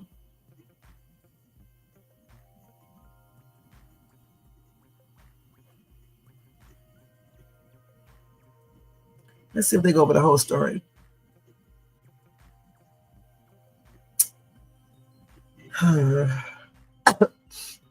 And look, they said he was fighting for his life. Defense says Caysen Allison acted in self-defense. Okay, let's see here. Let's see if they go over the whole story.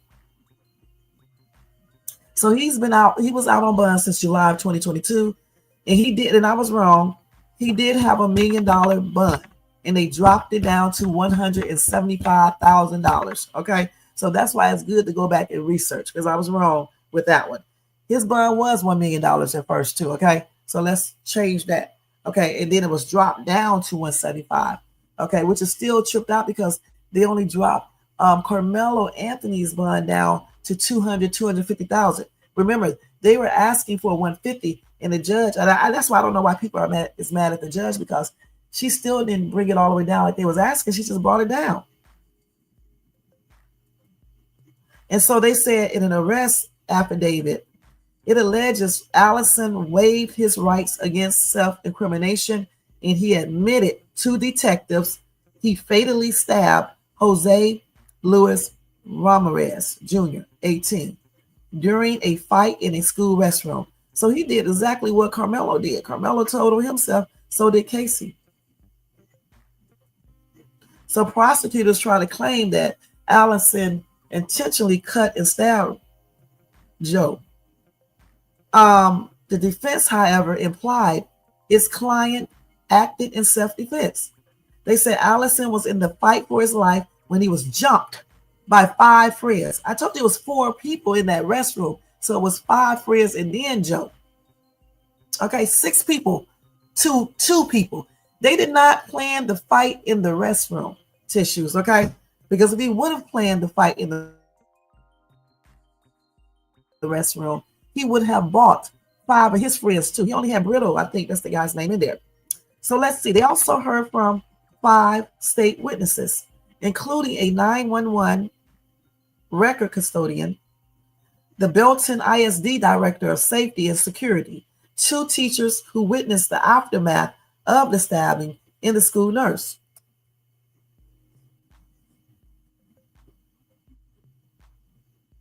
So one girl identified Allison, said he was running through the parking lot with a bloody nose because the dude hit him in the nose, okay? So jurors also watched security footage from several cameras showing Joe and 3 others walking into a restroom. Allison and another boy walked in shortly thereafter. 5 boys, including Joe, then ran out of the restroom and split up. Allison is seen running out of the restroom shortly thereafter. And then they saw Joe running down the main hallway, bleeding onto the floor and then collapsing. Blood immediately began to pool as teachers and staff surrounded him. So let's see here.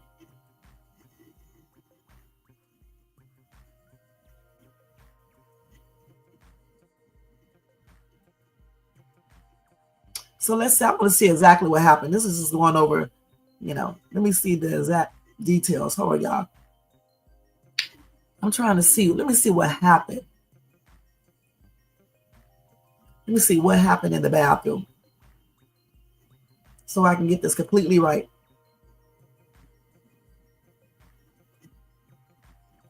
I need Nova. Let's see here if they can tell me what happened in the bathroom. April the 15th. Yeah, let's look at this one to see what they're telling me. Because I forgot which one I was reading. Because I probably erased it. Let's see here.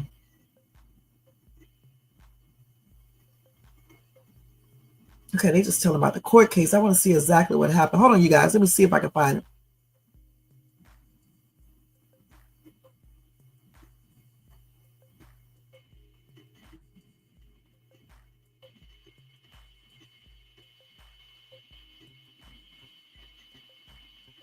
Okay, so let me read this right here. Okay, so the boy who took the video, a friend of Joe's, then took the stand. He testified that he went with 3 friends, including Joe, to the bathroom between first and second period. He said he knew a fight was about to happen because the energy in the room shifted when Allison walked in. Of course, it's going to shift because they had planned to fight outside at a field. He then confirmed there had been plans between Allison and Joe to fight, but that those plans were meant to take place off campus after school. There was no indication a fight would happen that day in the bathroom. It was never planned for that fight to happen in the bathroom. It was always planned for that fight to happen at a field or a parking lot or a park. That's where they were supposed to did the fight at. That's why Allison called up Brittle to tell him to go get him a GUN, but Brittle didn't do it. Okay, so I'm guessing that Allison decided to take a knife with him because he said that Joe was known to jump people. Okay, so he took it for self-defense.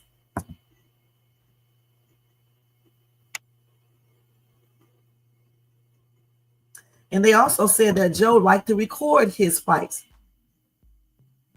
Okay, but he deleted the other, I guess, the altercation outside the after party because he did not want to get in trouble. So in this video, in the bathroom, I think this is the bathroom, Joe can be seen swinging at Allison first. Allison then retaliates, swinging with a knife in his right hand, just as I said he did. Joe hit first. Okay. Two other boys began fighting, causing Allison and Joe to be partially out of frame. The video ends with Allison in a corner with Joe in front of him and a yell coming from Joe. That's what Allison stabbed him at. Okay. And then somebody locked the boys' bathroom door. They don't know if Joe locked it or what. Somebody locked that door. So no one was getting out of the bathroom until the fight was over. Joe's fight. That was Joe's fight. Because when Allison and his boy Brittle was trying to leave the restroom, Joe stopped them. Okay. So no, it wasn't planned to go in the bathroom. It was planned to go to the park, the field, or the parking lot outside of the school to fight on a certain day. That's what was planned. All right. They just happened to be in the same restroom at the same time. Why Allison had to go to that restroom, I don't know. But you know how boys are, just like grown ass men. They don't want to be looked at as the coward. So they go ahead and go to that bathroom anyway, thinking they are bad. And that's what Allison probably did. Okay. And Joe was already there with 4 other people in himself. That's 5. Or 3 other people in himself. That's 4. And and Allison came in there just with his friend, which is stupid if they planned it. There's no way he would have walked in there with just one other boy. Okay. When he did not know what Joe got, if Joe got knives, if his friends got knives, this was just be plain stupid. All right. And this is what they said in court. So they have evidence to support this. So it doesn't matter what we think we know. This is the evidence that I'm reading to you guys.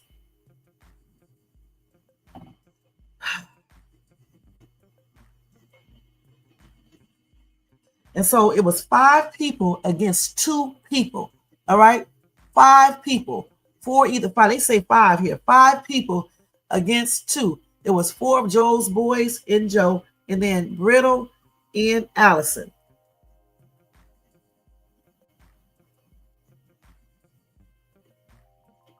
And so a friend of Joe's and Allison testified. They could be seen in that security footage yelling to Joe and his friends. So you can tell that they were all blaming Joe for the entire incident. She even told Joe to fight it out later. I want to graduate. I want to see them graduate. And she said neither one of the boys did not care what she had to say. They were going to fight anyways, because by that time, they had something to prove that they both are bad as hell. Okay. And neither one of them will back down. But the thing is, Joe should have never started hitting first. All right. With his 4 other boys. And then, hold up. One boy told her to stop, telling them to stop and let them get their ones in. That's what I'm saying. Instigators. The girl was trying to stop them.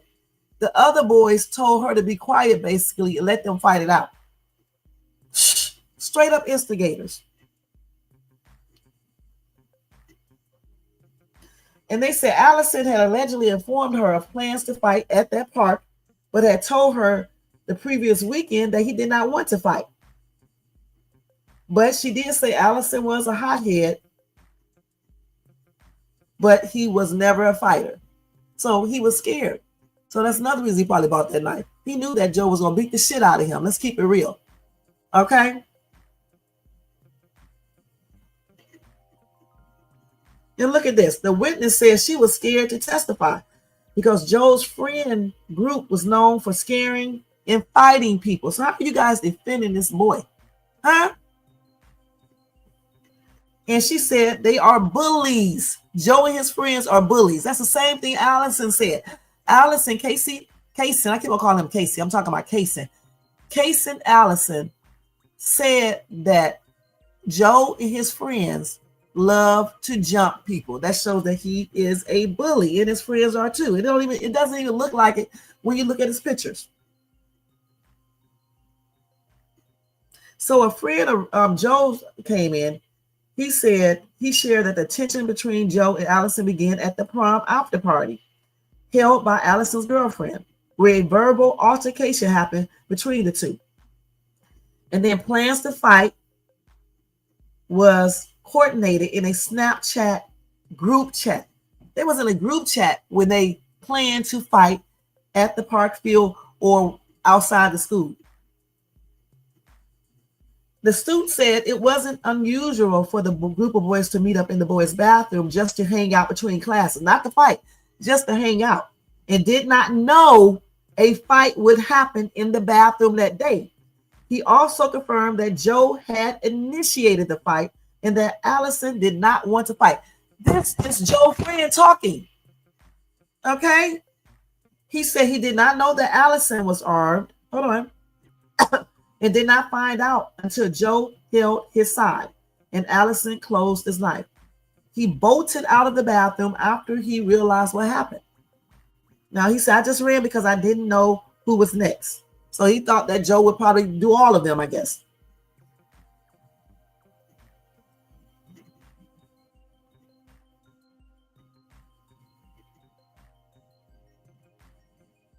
So let's see. Another friend of Joe said he also shared his knowledge of an argument between Joe. This damn thing is moving. Hold on. Where was that at? Yeah, he also shared his knowledge of an argument between Joe and Allison at a prom party. He said he was simply in the bathroom to talk with friends and was not involved in the fight. You see what I'm saying? So there it is. They did not go to that bathroom to fight. Joe was in there just hanging out, and just so a coincidence that Allison walked in. He chose the wrong bathroom that day. All right. When he went in there, he did whatever. I don't know if he peed before or not. I don't know. Obviously, the tension came in when they saw Allison come in because they know then a fight was going to happen. Somebody locked the door. Allison was trying to leave him and Brittle, and Joe and his crew did not let them leave. Joe took the first swing. All right. And then his boys started right after. And then Allison had probably already taken out his knife because it's like 5 people against 2. You would have taken out your knife too. Hell, who the hell gonna try to fight 5 people? Keep it real, y'all. You're gonna take out your knife too. Let's see what else they got. I don't want to care about these ISD people and stuff because they didn't see the fight in the bathroom. I just want to see exactly, refresh my memory to what happened in that bathroom. So that's what happened. It was never planned to fight in that bathroom. It just happened. It was planning to fight at the park or the field. And I actually can get that article where it goes more into detail about that. But they just told you right there. This is official paperwork. This is not no bull crap I'm getting from other YouTubers or what I think. I'm reading from the actual case. Okay, let's see here. This is the timeline of the Order trial. I don't think I need to see the timeline because I need to know when he was saying that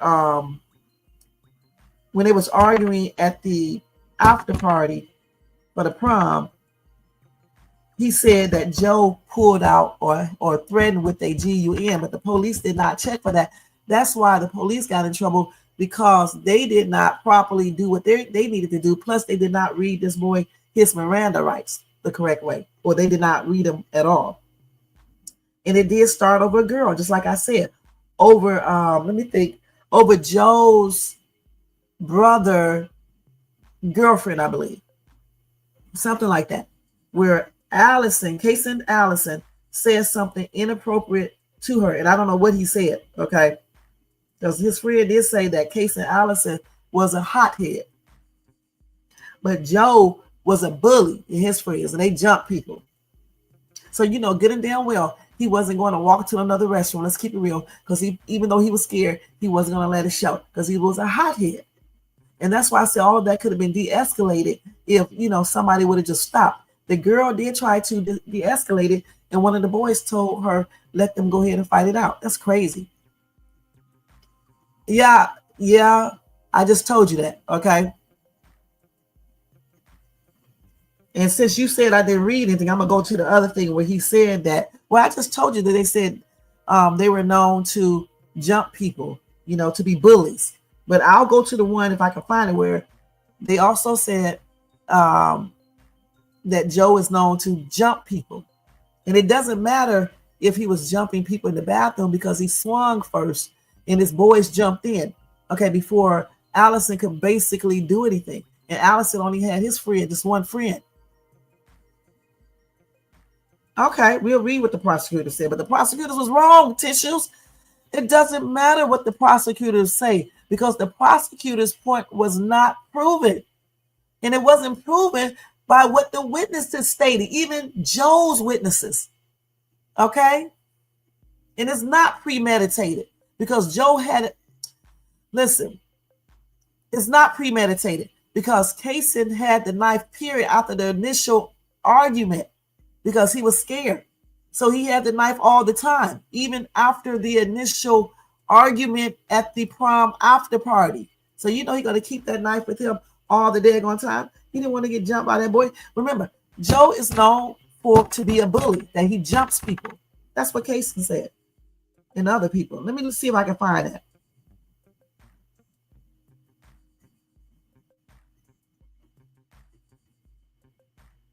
Yeah. So Caysen's not the Caysen. Ramirez, Joe, brother, Jose Rios, testified that on Saturday before the fight, during an after prom party, Allison had been behaving inappropriately toward another friend's date. Jose said he saw the incident from a distance before Joe then stepped in, leading to a verbal altercation. And then they had a physical fight between the victim and the defendant. No. Then they suggested that a physical fight between the victim and the defendant was then suggested to take place another time. Joe said that someone added him to a Snapchat group where Allison allegedly suggested moving the fight to West Temple Park. Jose testified the two already had one altercation on the morning in question in the school parking lot, and then tried to arrange another confrontation, but bumped into each other in the bathroom before it happened. Now, what else do I need to say? Okay, they just told you again that they had plans to fight somewhere else, but then they bumped into each other in the bathroom before those plans happened. He said Allison wanted to go to West Temple Park in the woods to fight Joe. That's what Joe's brother said. He sent a screenshot showing the location. Joe did not want to fight there, though. So his brother said, I didn't think it was actually going to happen. All right? Point blank. And so then his brother said, Joe, his own brother said this, Joe decided to carry out the fight in the restroom. Allison didn't. Joe decided to do that. It wasn't a plan. So when Caysen walked in, they started to argue, and Joe said that if they were going to fight, that they should do it right then and now. Okay? That's what Joe's brother said. So no, Caysen didn't plan a daggone thing, Tissues. All right? Joe had planned that in his mind with his boys, that if Caysen walked in this bathroom, we're going to get him. All right? His own brother just testified that. So I don't need to sit here and just read every detail of this case. Tissue is saying it right there. And then it's also saying as soon as Caysen walked in, they started arguing. And Joe said if they were going to fight, that they should do it right here and now. And then Allison allegedly hesitated. He hesitated. And then he joined the fight. A witness inside the bathroom said he saw Joe swing first, leading to the stabbing. So what else more do you need to know?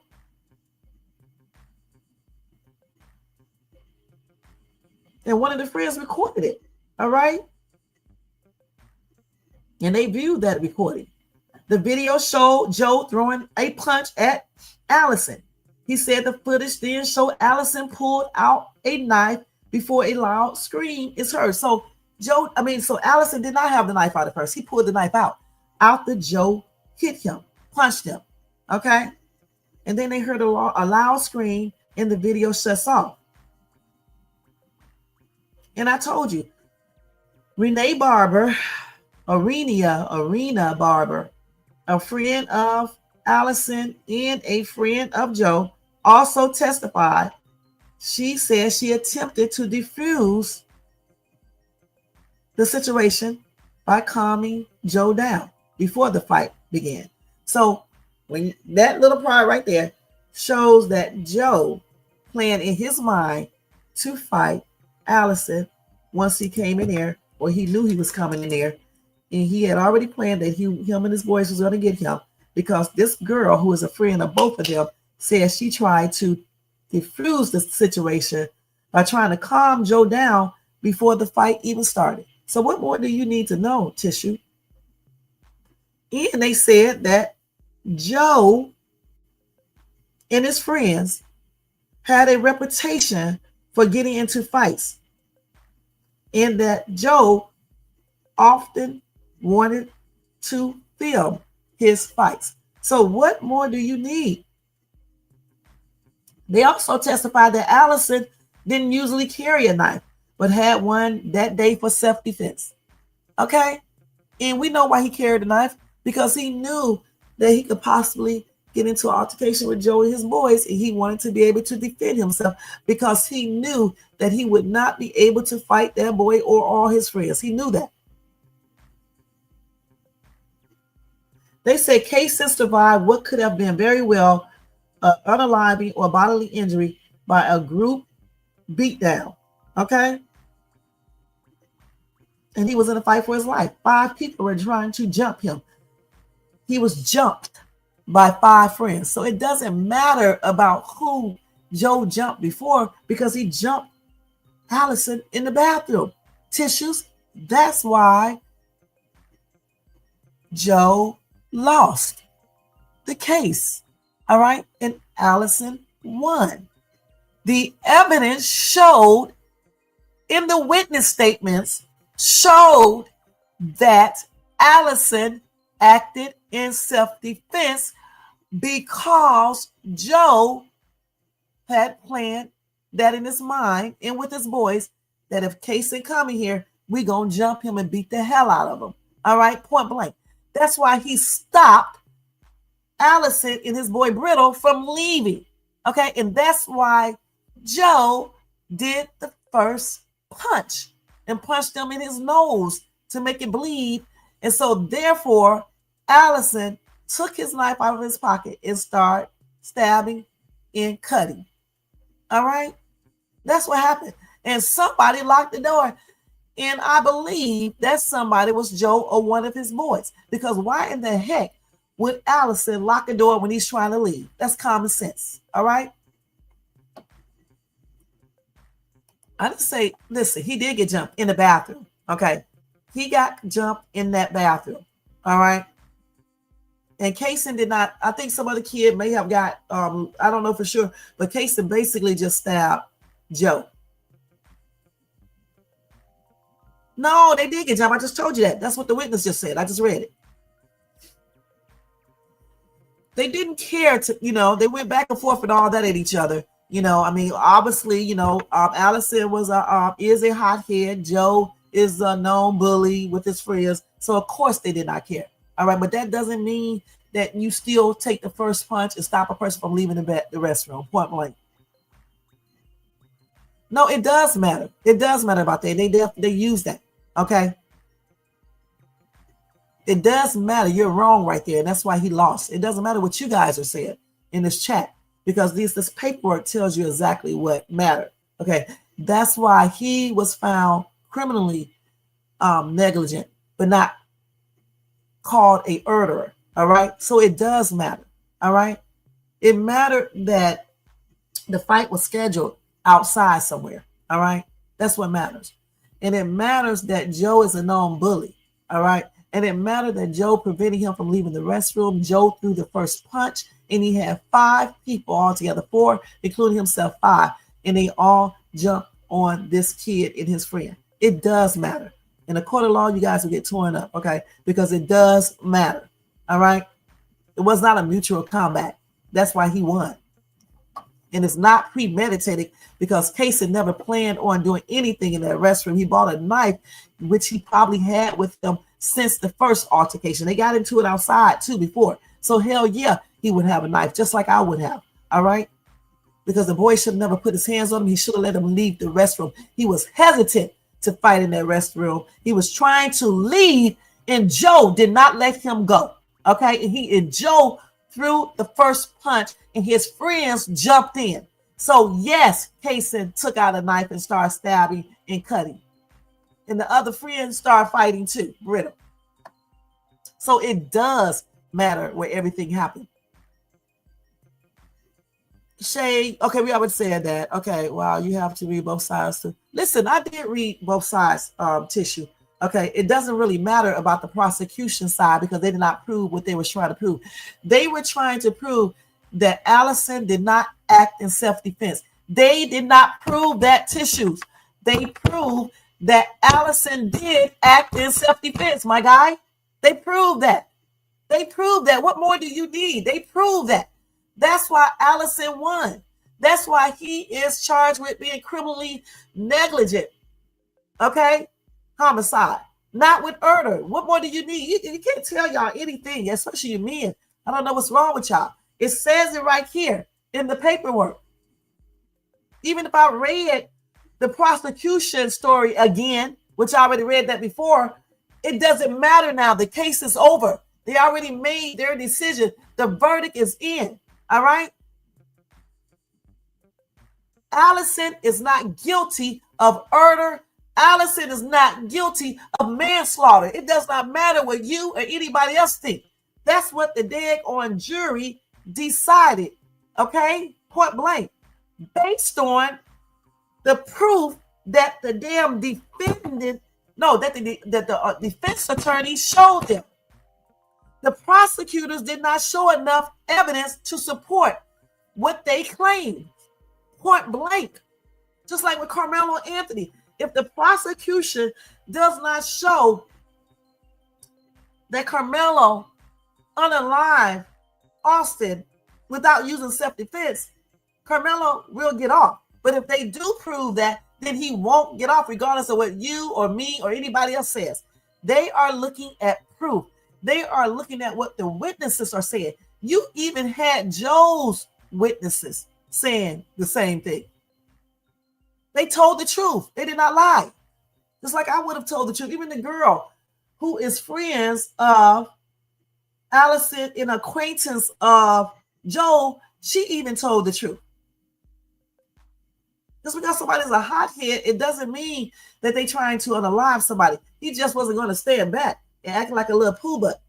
Okay, that's why he walked in that bathroom. He went to whatever bathroom he went to. Why, honestly, why should he go to another one? I mean, I would have still, to defuse the situation, but I'm just saying, just like Karmelo, like y'all said, why did he have to get up from the tent? I mean, I would have and went over there to the coach, but those kids are not going to do that.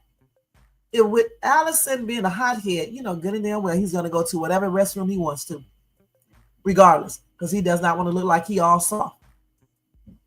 Just like you guys won't listen to me because y'all think y'all know what y'all talking about, even though it's sitting here and y'all don't like to listen to it.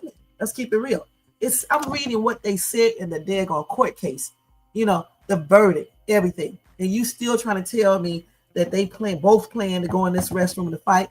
You still trying to defend Joe when he's the one who started the whole entire thing. I don't give a damn if they had mutual combat on the phone or at the after party. It really wasn't mutual then, because the thing is, Joe came up to him and got into a verbal altercation. And then whatever else went down. You know that boy wasn't going to back down. And what type of thing was he doing inappropriately to the girl? Just trying to talk to her? So it is what it is, you know? And that doesn't really, it does matter, but it does not matter in regards to what happened in that restroom, okay, that day, back in 2022.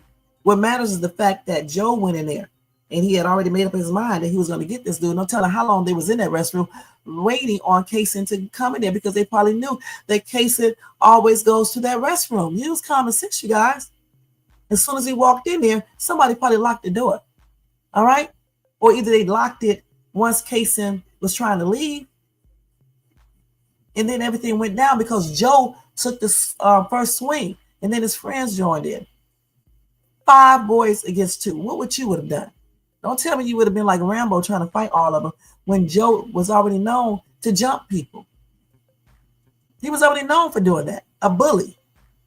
All the kids said that, including Allison. That's why he was looking for a GUN. But Brittle didn't get it for him, which I'm glad he didn't get it for him. Okay? I'm glad he didn't get it for him because he didn't need no GUN. Okay, so I'm done with that case, Jermaine, in tissues, talking about it, because the verdict is already in, and it is what it is.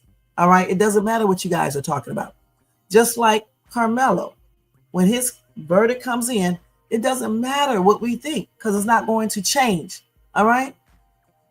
So, like I said, you know, I don't know for sure, because I need to see that video. You know, I wish somebody could have got a video and put it up online, but I guess they can't because they probably confiscated everything. And then we could make a better determination of what we think is going to happen. I see a lot of similarities, but the thing is, since we don't know exactly what transpired once Austin came over there to Karmelo, it's kind of hard to say. But I do believe that Karmelo thinks that he acted in self-defense, and I do believe that he feared for his life.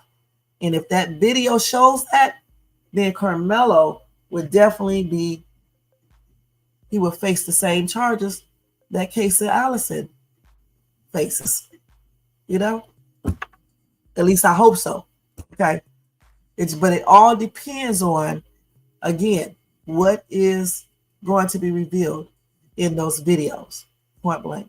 Okay. So let's move on, because y'all about to make me mad today up here, talking about this stuff over and over again with this Caysen Allison trying to say stuff, and they already proved everything. Okay. By, you know, qualified attorneys and witnesses. You guys were not there. They're telling you what they saw. Let me put, hold on, Jermaine.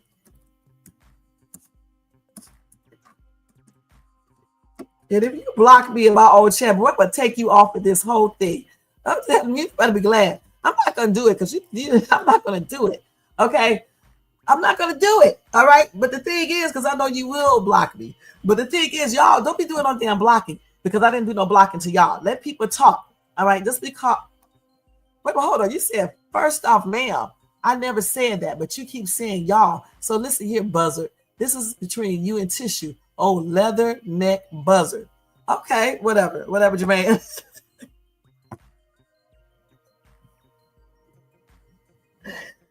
Jermaine. You know, after last night, Jermaine, I should be up here cussing you out. You know what you did.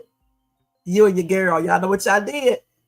You know, you better be glad. That's the only person who was ever able to tell me off. All right, but okay, but I don't even know what else to say. So let's read. What did you say? You said, listen to the words hesitant to go in the bathroom, but he still went in. No, I didn't say hesitant to go in the bathroom. He was hesitant to fight. He was hesitant to fight. He wasn't hesitant to go in the bathroom. He just, because he didn't know they were there. He was hesitant to fight. The girl, the witness said, Allison was hesitant to fight. Of course he's going to fight, because Joe threw the first punch. Remember, he was trying to leave. They had locked the door. They wouldn't let him leave. Okay, so what else do you think he's supposed to do? Just let them beat the shit out of him? So, yeah, he was hesitant to fight. Okay, and you said they are in Texas, and look at the jury for the trial. You have a cape on for racist people right now. If Allison was innocent, then ask white people if OJ is innocent. Come on, Shay, think about it. No, I do not have a cape on for racist people right now, okay? I still say Allison is innocent, okay? Regardless, all right? And I don't know everything that happened in OJ's case. I can't remember, but I still say Allison was innocent, all right? Who is Kim? Oh, yeah, Kim. Y'all be ganging up on people and shit up here. You know what I'm saying? But I don't care. Y'all can gang up on me all y'all want to. I'm not going to run. I tell y'all that, hold on. I'm not going to run from y'all asses. Hold on, y'all. Yeah, it's supposed to run. That's all I do a live, girl. Hold on, y'all. Hold on.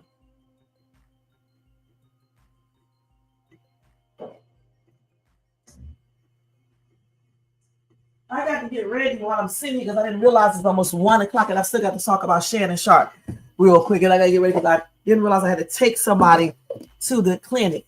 All right, but yeah, y'all like to gang up on people, but I can handle it. The only time I couldn't handle a conversation was something Jermaine stank ass did last night. You know what he did. You know exactly what he did. But I wasn't going against a person. Okay, that was a hot mess. This boy laughed so hard because that's the first time, you know, because a human being, please, we would be going back and forth all day. But a damn technology, man, this thing was saying all types of shit to me. Okay, I didn't even know what else to say, y'all. It was I didn't know what else to say. I didn't turn around because he your ugly ass. Very classic. So basically, I didn't get the hold on. You on the thing, okay?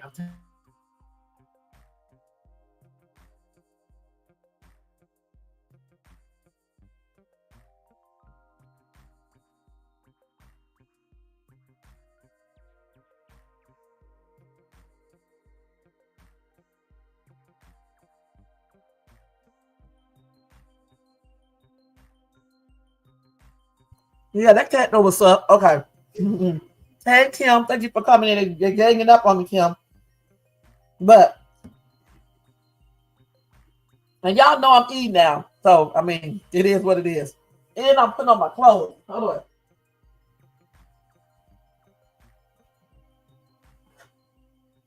Because I have to leave at 1:30. Okay? That's in 30 minutes.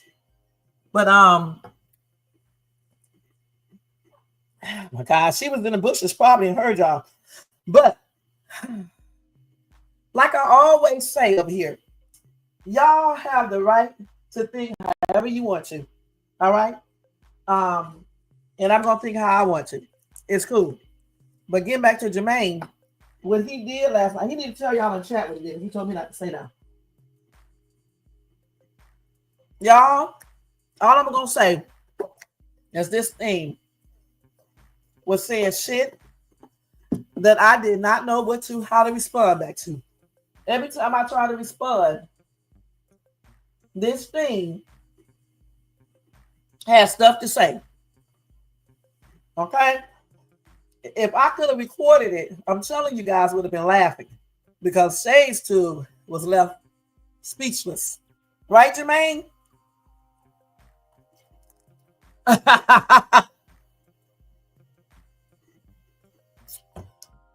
I can't even remember what it said to me. Okay, she said she can speak in different languages and tell my dumb ass off. That's exactly what she was saying, basically. Boy, I said a cursing word. Boy, I was like, I'll never curse again to her. Because the stuff she said back was a hot ass mess. She told me, she said something about I'm using stuff like a 5th grader or some shit, 1st grade. I don't know. It was a trip. Hey, Ryan, what's up? What's up? What's up? Thank you for coming in. I sure am. Yeah, that Nova, man. I wish I could have recorded that because y'all asses would have been laughing.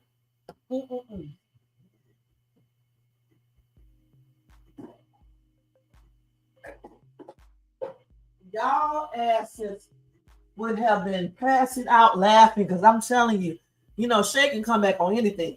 But hell, yesterday, I couldn't come back on shit. I mean, I did. I stood there and I held on. But that damn thing was telling me completely off. Saying to me, I told her I was gonna do certain things. She was like, basically, look, sweetheart. She didn't say that, but I'm just telling you in the way I'm saying it. You can't do a damn thing. Your little mind can't even comprehend the stuff that I can comprehend. It was a trip. We must have argued back and forth for about an hour.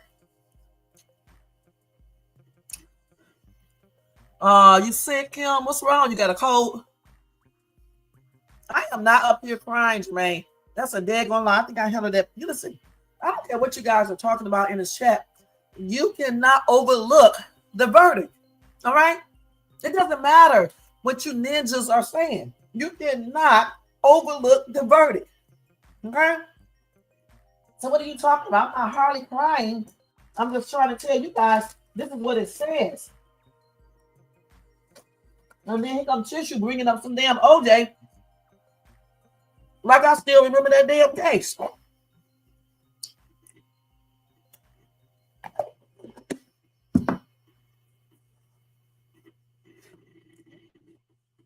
That's funny.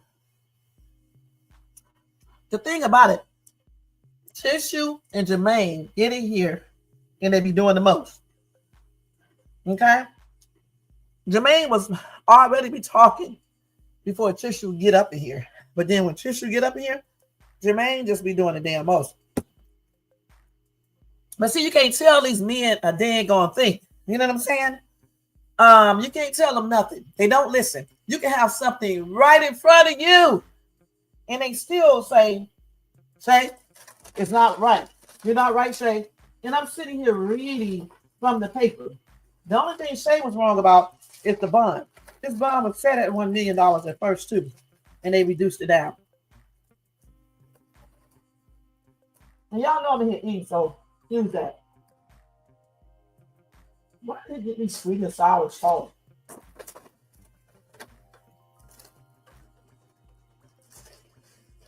No, I got to stop eating this hamburger every morning. Hold on. I don't get no salt on my burger. I don't get really nothing on it except onions. I be eating a plain burger, you guys, with a little drop of ketchup. I mean, a little drop of mustard on it.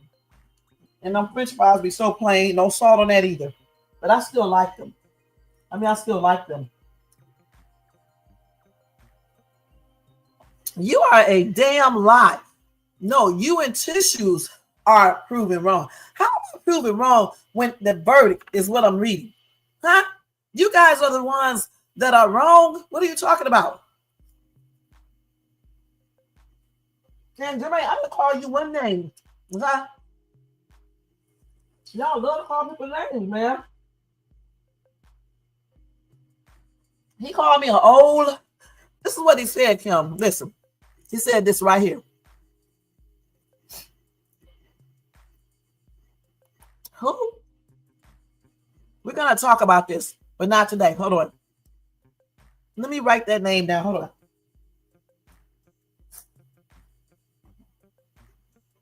Let me screenshot that because I have to look up the case.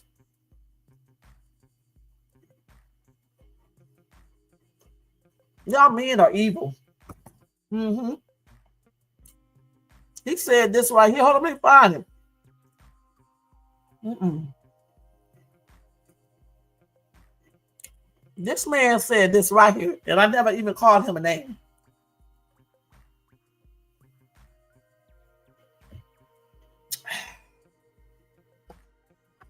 Oh, man.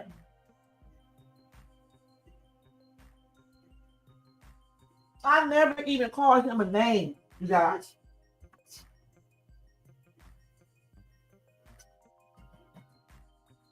And that's what he called me. Let me get my phone. I'm going to end up smacking the shit out of Jermaine.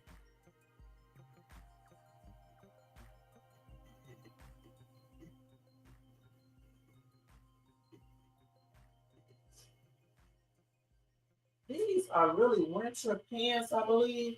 But I think I'm going to put this on today. Hold on, y'all. I'm talking in the background. Just hold on for a minute. I think I'm still wearing this. I'm kind of rushy. Because I mean, the jogging pants, it's not that hot outside. It's a little hot, but it's not hot like that. And I still won't be hot.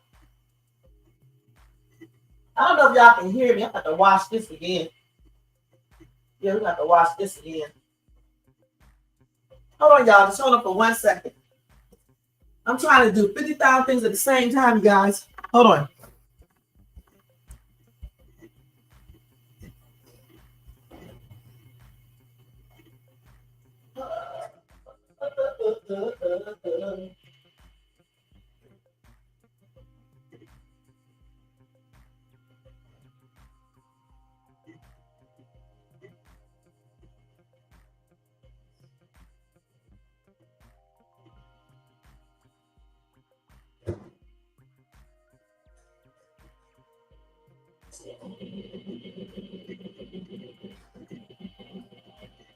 So, sorry about that, y'all. I'm up here trying to do my chores at the same time. Can't let y'all mess up my flow around here. But see, these people right here, Kim, don't know what the hell they be talking about. Let's keep it real. And see, when they don't know what they're talking about, they come up here like this little dude right here. You say ghetto. I know you can hear me. I'm talking to you guys so you can hear me. I told you something's wrong with y'all men. I know y'all asses can hear me. I'm talking to you. Weirdos. All right. But like I said, when they start losing, yeah, of course, I'm telling you, I told you y'all slow as hell. I'm telling y'all crazy butts that I'm over here putting on my jogging pants and getting ready. And I'm getting ready to eat some M&M. That's what I said. All while I'm talking to y'all crazy asses. That's what I said. And I said I'm gonna put these jogging pants on, even though I think it's a little warm outside, because I don't have time to get other clothing out. Okay, because I have to be somewhere. I have to leave at 1:30. That's what I said. Okay, whatever. And so you said ghetto, just ghetto. Okay, whatever, Jermaine. Okay, well then I'll be ghetto. Okay, but anyway, like I said, see, they like to stoop to that ninja level. As soon as they get told the real truth, they want to start calling people names. Okay. I did not call Jermaine any names, and here you go with that old leather neck buzzard stuff. He better be glad that I'm in a rush right now. Yeah, that's what he does. He do that all the damn time. Him. Now I'm getting ready to call some names. He's a piece of shit. All right, that's what he is.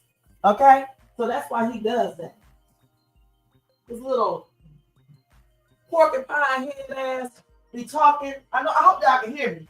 Running his damn mouth, act like he know every damn thing. He don't have tissues. Both of them. You can't tell them shit. Damn. I mean, you see the verdict. You see the verdict. I hope y'all can hear me. And these two ass clowns are still trying to tell me stuff that I'm reading from the actual court case. Read the prosecution. It don't damn matter what the prosecutor says. Okay? Because the case is over. Okay? The case is done. It's finished. All right?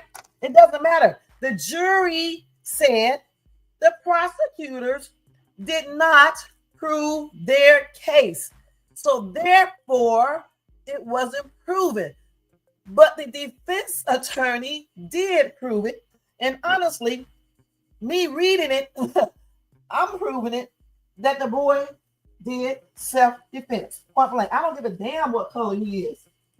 It's self-defense. Okay? That's what's wrong with y'all. You think people look at race all the damn time. I'm not looking at race. Just because he's white and the other dude isn't, it doesn't mean that he did that intentionally. Okay? I'm sorry to tell y'all asses that.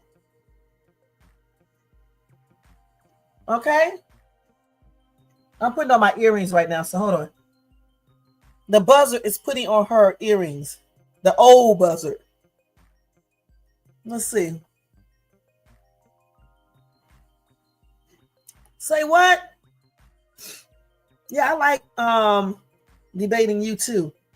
No, you okay, whatever. Okay, watch your beat. You wash your ass. You wash your ass, dude. All right, that's what you do.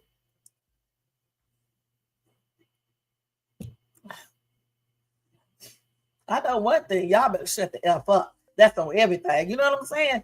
Y'all ninjas up here in this fact. Okay?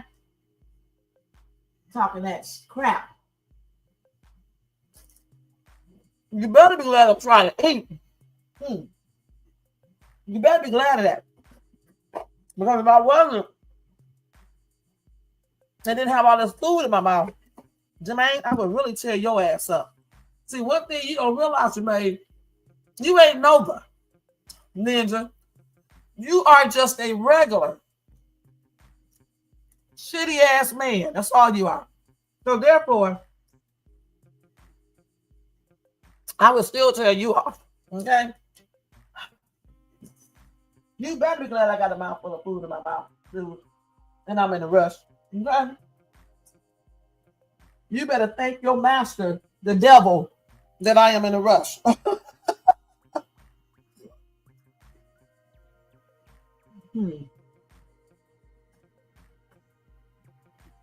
Because if I wasn't, I'd be getting on that ass.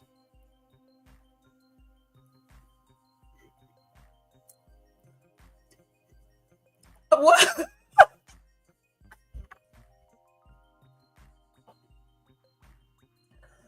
Oh, wait. Let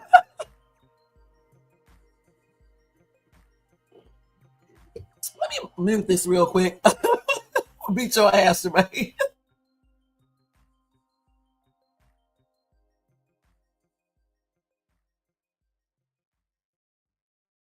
Oh my God.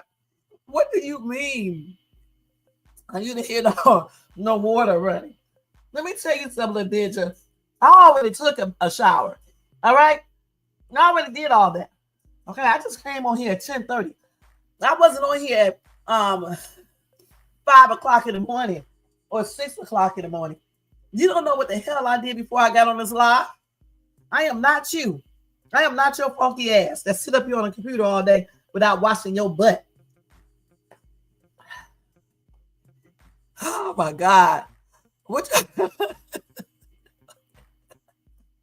You better be glad I can't say certain things on this damn live, dude. Okay? Don't be telling nobody I'm not washing my ass, nigga. Okay? He is slow, Kim. He's definitely slow. See, the real thing is that Jermaine don't wash his ass, okay? He sit his ass up on that computer, running his raggedy ass mouth regarding things he know nothing of, okay? See, Jermaine, just so you can know, I already washed my behind, all right? I am not your nasty ass, okay? I'm not sitting my ass up here on the computer just talking and then take care of my business. That's why I'll be late coming to the live. I said I'm putting on my clothes because I sat here on the computer with a t-shirt on, okay? So now I'm putting on my clothes, getting ready. Oh my God. You said, but thank you, Tony. Tony is so sweet. Listen, y'all. I did not take no bird bath. I already showered, okay? Jermaine will smack the shit out of you. I'm not joking. When I get off this live, I'm getting you. All right? God. Y'all crazy, Julia. What? A buzzer bath. Okay, go ahead. Go ahead. You sound just like somebody else talking about the shit he was talking about. And like him, you are not telling the truth, okay?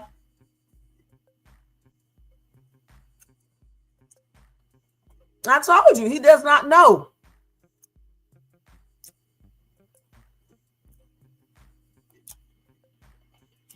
Wow.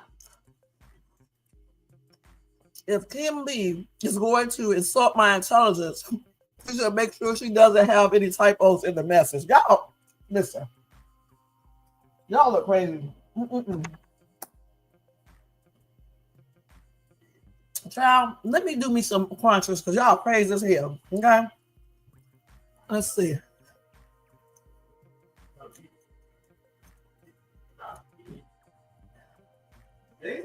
Y'all are crazy as hell, man. That counts for the moment. Let me see. Don't say nothing. Thank you.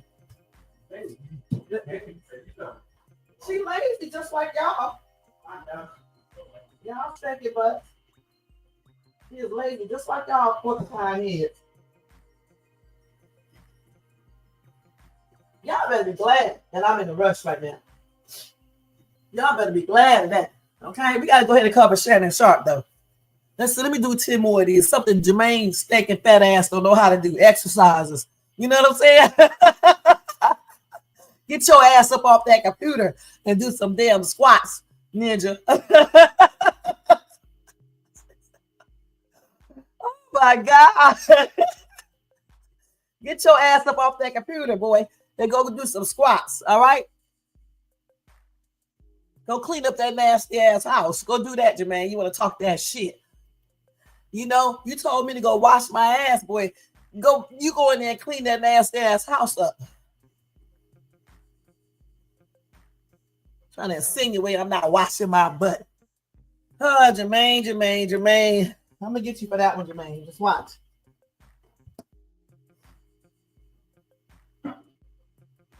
Hold on, y'all. Damn, man. Sorry. You always got something to do every day. Every day.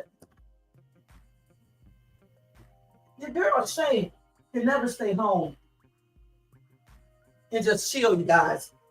I got stuff to do every single day, a minute of the day, it seems like. Every day. Damn, I thought I would be here till at least 4, but of course that did not happen.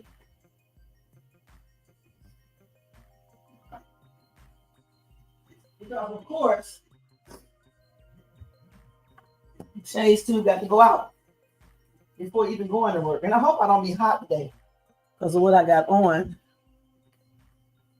I hope I don't start sweating.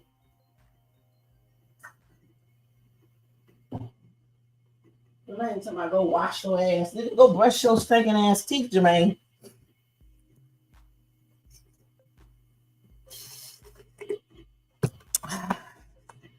Jermaine, you started this, okay?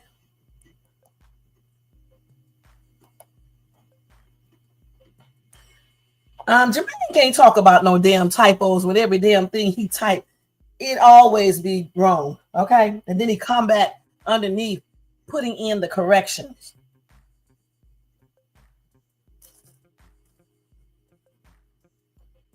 Jermaine is just like Shannon Sharpe, okay? Okay? Y'all crazy. Y'all crazy. Jermaine, I got some hands. I'm going to put them on your ass. You in tissue. Okay? I'm not. You trying to be funny now.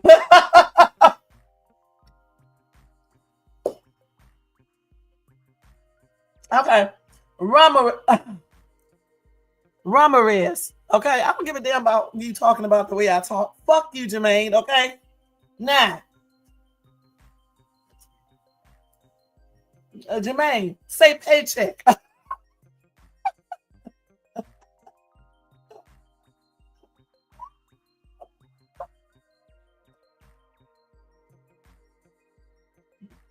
Jermaine, you say paycheck.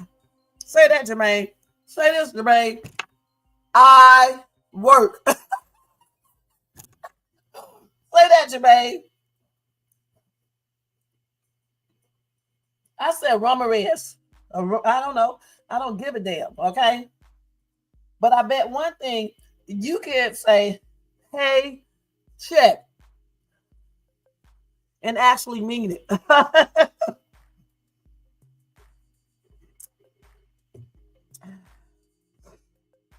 Yes, Tony is very sweet, okay? He's very sweet. Jermaine stank ass. How about you say, Jermaine, bring your ass up on my panel. You got a lot of mouth.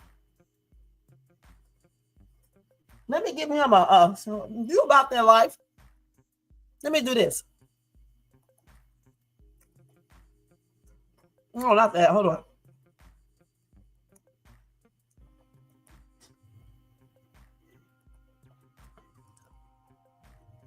Jermaine got a lot of mouth.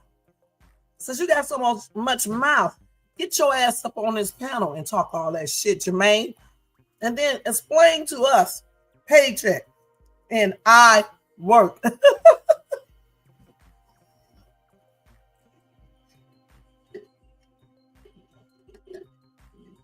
Also, explain this, Jermaine. Explain to the entire YouTube community, why do you do self-love on yourself? Explain to the YouTube community about that.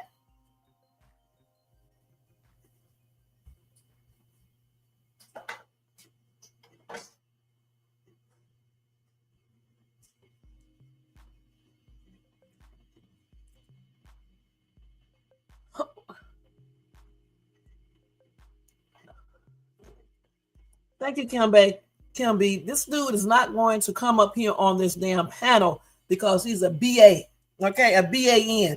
A bitch ass, you know what? That's what he is. He gonna come up here. He's not gonna come up here because he knows Shades 2 is going to put him in his little man place. Okay, and that's on everything. He knows this already. See, that's why he got what he got last night.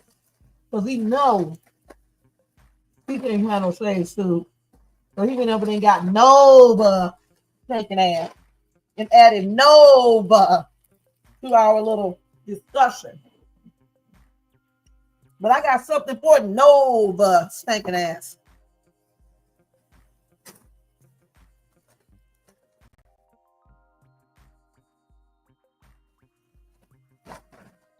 I am going to get assassination for Nova ass, okay?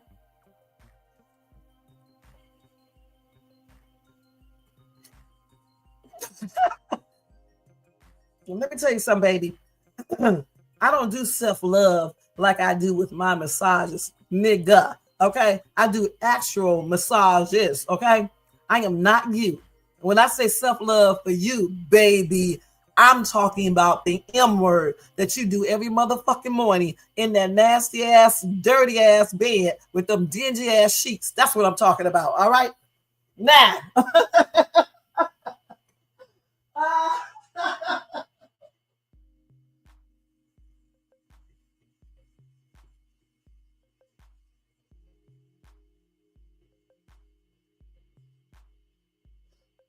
All Jermaine do is run his trashy ass mouth.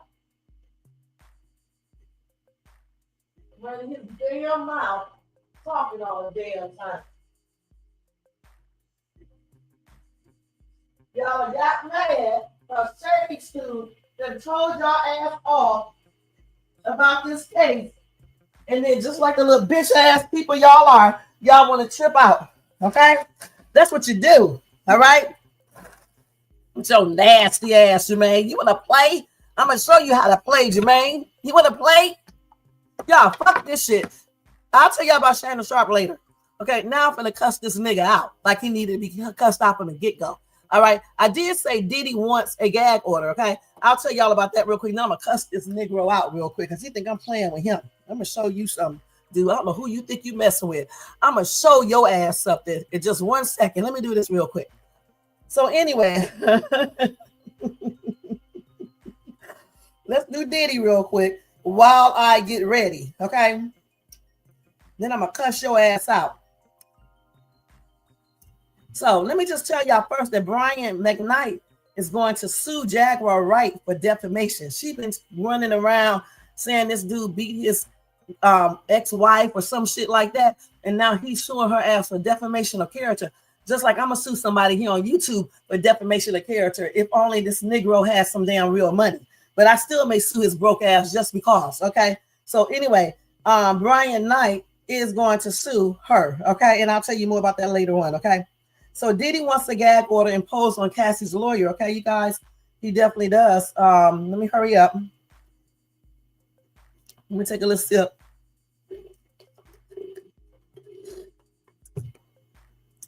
So let's see. So he is seeking to impose a gag order on attorneys representing the prosecution, including Cassie's own lawyer. lawyer. Let's see here. So he does say he does not want the attorneys discussing his ex-trafficking case in public because he claims it will affect his right to a fair trial. Diddy also alleged that allowing the attorneys to speak freely against him could make the jury pool biased against him. They said a number of attorneys have done media interviews about the case, including those representing the witnesses in the upcoming trial. So he's trying to get a gag order to stop them from discussing a lot of different things, like the video or anything else that could jeopardize his case and make the jurors or anybody else biased against him. So I don't know if he's going to get that gag order or not, but that's what his team is asking for. Okay, let's see what else they got here.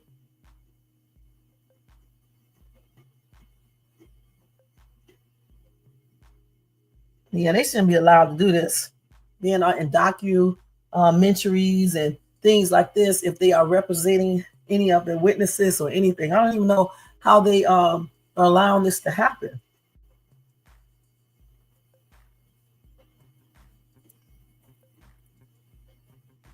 So we will see if the judge allows this. Now, as we do know, Diddy did try to he did file a motion to try and get certain pieces of evidence related to his ex-trafficking charges banned from the trial. He claimed that prosecutors turned over evidence too late and did not give him or his attorneys enough time to prepare for a defense. And his attorney said that it was impossible, for the defense to investigate and respond to those new allegations in the next 2 weeks, and that the prosecution also conceded that many of the alleged acts were consensual. Then the prosecution hit back by saying that Diddy had months to go over the evidence. And so I think the judge ultimately denied that request. So we are going to see if the judge will approve the gag order. They probably won't because they don't approve anything else for him. But I mean, I guess he should try, anything to not go to prison, okay, for all those years that he's up against if he's convicted. All right. So yeah, that's the Diddy stuff. We're going to cover Shannon Sharpe real quick. So we said that Shannon Sharpe wants what? What did I say Shannon Sharpe wants? Let me see real quick. Because people like Jermaine need their ass whooped. You know what I'm saying? Interrupting my damn life with foolishness. Because they mad. But you know what? Like they always say, get mad, scratch your ass, and get glad. You know what I'm saying? That's what you need to do. Okay, let me see what I had on Shannon Sharpe. I hope I saved it. Damn. Shannon Sharpe. I don't even know what I did with the damn article, you guys. Let me see. Is this it right here? Oh, here it is right here. So I was going to tell you guys, I'm just going to tell you guys a little bit, and then I'll come back because I got to get ready to get out of here. But anyway, I hate to talk about this man, but you have to, let you guys know everything that you can. So did y'all know that Shannon Sharpe was arrested at least twice for battering 2 different women decades before his 2 latest lawsuits? See, Shannon is much like Jermaine, okay? Put on this little clean face while he's here in my chat. But behind the screen, he's doing all sorts of weird shit, like doing the M thing in those nasty ass bed, in that nasty ass bed with those dirty ass sheets that we know he never washes, ever. He got the nerve to ask me he talking about he didn't hear no water. Dude, you need to worry about that water you're putting your sheets into, because clearly you're not utilizing that. And then you're worried about how I pronounce words. Worry about that paycheck you never seem to get. All right. Worry about that job you never go to. Okay, worry about that. All right. And you calling me buzzard when you are nothing but a porcupine, razor head ass, stinking ass, unemployed ass, low life piece of shit ass man. Okay, that's what you are.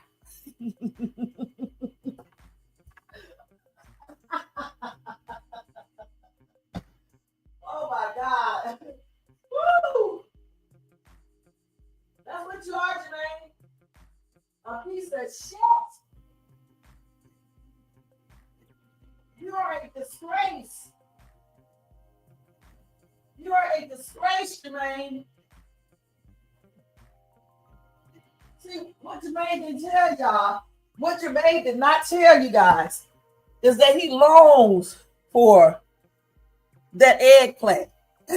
and usually, when guys are longing for the eggplant on the down low, they get up on social media and they try to put the women down by calling them old leather neck buzzer. When in reality, he want a piece of something that's old, long, and got hair. Okay.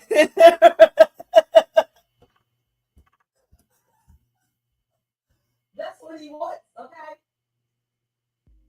See what he's doing. He's trying to tell you guys what he really wants. This is why he loves to argue with women online. Okay. Jermaine wants to be a woman. Jermaine. Oh my God, let's put my damn nose ring out. Remember, keep your ass. I done pulled my damn nose ring out playing with your ass. Hold on, y'all. I got to find my nose ring. The hell? You know what, Jermaine? Jermaine, I'm going to really kick your damn ass now because you done made me pull my nose ring out. Okay? Now I got to find it. But he really wants, you guys, Jermaine really wants something long. Well, maybe in his case, he wants something short, stubby, and just really can't do shit, but he just wants it, just like himself. Jermaine is short, stubby, he can't really do shit. So he wants something that basically is equivalent to himself. So this is the reason why he gets up here calling me old leather neck buzzer. This is the reason he likes to argue with women, because deep down inside, Jermaine wants to be a woman. Okay, that's why he can't hit that link, because he don't want you guys to hear his little feminine ass sounding voice. Okay, he sounds like, he acts like in his chat that he's some big educated man when he's nothing but a loser who dropped out of damn high school and never been to college. I may mispronounce words, but my grade point average in college is way higher than his paycheck, his work time, his hours at work, and his damn IQ. All right? So, F you, Jermaine. All right? And you better be glad I'm in a hurry that I can't really concentrate what I'm saying. Because if I could, I would squash your ass, boy. And that's on everything. Boy, shut your ass up, okay?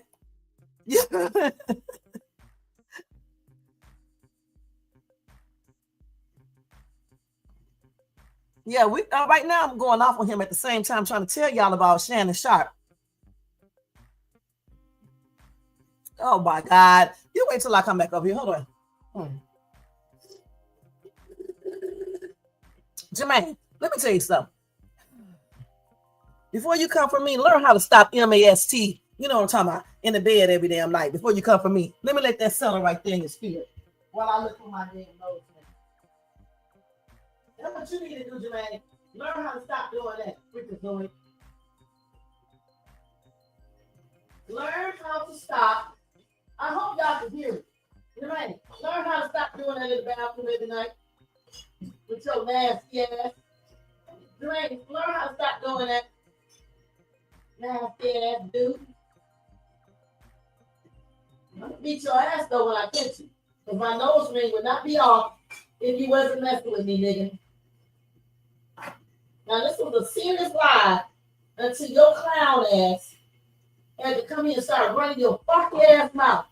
Okay? But see, Dwayne, say stupid good. Because I found my nose ring, okay? Clearly, you're not good because you still can't find a goddamn job yet. All right? You still can't find a real job yet, man. You just like Tommy from Martin. Claim to have a damn job, but all you do is sit your fat ass up in here on this line and talk about shades too. That's what you do, all right? You are a piece of shit, dude, okay? Talking that shit. Dude. That what you gotta say, Jermaine? I bet you Shades too got that nose ring. Okay? You thought I was gonna lose it. So anyway, y'all, just tell y'all about Shannon real quick, because this boy is a damn trip with his stinking ass. Okay, let me hurry up. So Shannon was arrested at least twice for allegedly assaulting two different women decades before he was accused of rape in two lawsuits. He was charged, he was charged with battery in 1995 and then in 2004. Okay. In one incident, Sharpe 56 got into an altercation with a woman at his Atlanta home in January 1995. And a police spokesperson said at the time, each said they were hit by the other. Now, as a result, both Sharpe and the woman, whom the U.S. Sun has chosen not to name, were charged with simple battery. And then the woman was also charged with destruction of property after she allegedly broke some glasses and things. Okay. Then let's see what else they got here. Then a decade later, the first Take star found himself facing similar charges stemming from an incident with another woman inside his Atlanta home. Sharpe was charged with simple battery on July 22nd, 2004. A woman claimed Sharpe lifted her up to physically remove her from the home. I know you can get in trouble for that. The alleged incident happened in June, and the woman reported it to police 2 weeks later. And then Shannon Sharpe turned himself in and he was thrown in jail. He posted $1,000 bond less than 24 hours later. His attorney at the time claimed Mr. Sharpe was very appropriately and lawfully simply picked her up and gently put her outside of his home. The case was resolved in a mediation. Okay. So anyway, they do think that both of those cases were removed from his record. They really don't seem like it's all that serious to me, but you know how they like to bring everything up, especially the one that he picked the woman up and put her out the house. I mean, I would have did the same thing versus just hitting her like Jermaine would have done. Jermaine would have probably tried to hit the woman, and then he would have got his fat ass fucked up, and then he would have wanted to cry and run around, get back in his bed, and do the elbow.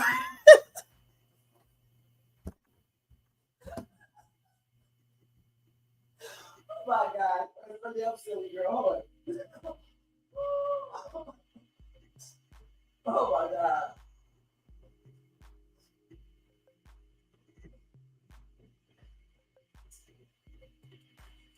Anyway, y'all, listen.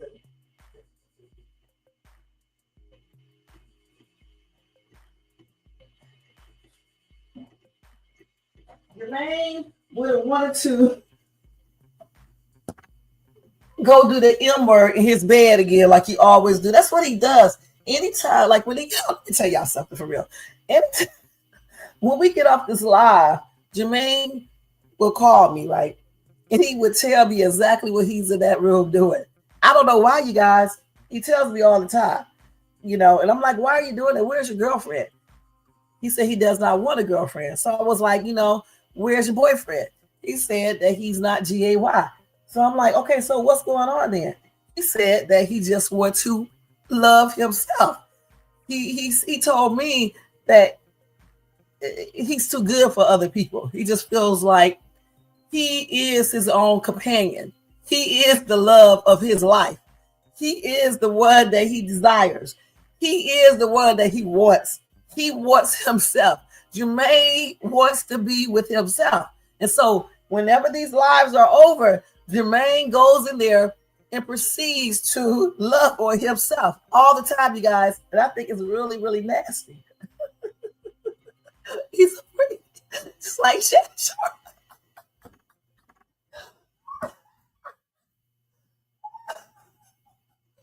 Oh my God.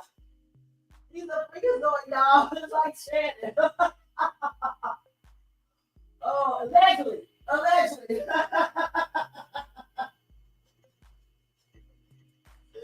Oh my God, Shane, you are so damn silly. Oh my God. Woo! Yeah. He wants to get close to himself. He wants to show you guys. He wants to show himself what he's working with. Let's keep it right. He don't want to show you guys. So I don't know. You know, between him lying about a paycheck and a job and a woman, I don't know which one is worse. But he want to get up here and call me an old leather neck buzzard. The real buzzard is him. And I was about to say something else, but I changed. I'm not going to say that, you guys. That's the real buzzard. The real buzzard is himself. The buzz that he give himself every night in that damn bed. That's the real buzzard. You know what I'm saying? But anyway, guys, it has been so fun. So much fun. I got to get ready to go. Y'all crazy as hell. You know? And this boy got me up here talking crazy as hell with his stupid ass. So, you know, him and Tissues trying to jump Shay's tube. I guess he ran like the little bee he is. You say, well,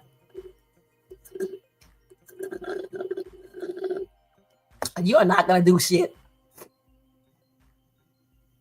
Let's see what y'all saying on here. No, okay, whatever. Okay, let's see. And see, I'm not even concentrating because I'm trying to get ready now. If I imagine if I was concentrating for real on what I'm saying, I'll tear Jermaine ass up. Oh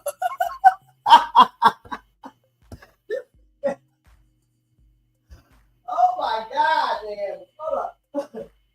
Oh, long time was it?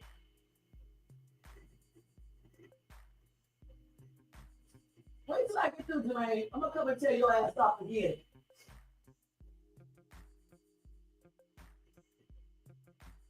I'm gonna tear your ass up to the one finale on your ass, dude. Wait. Jermaine, I'm gonna tear your ass up again and then I'm out of here. Wait, Jermaine, just wait. Hold on, y'all. Oh man.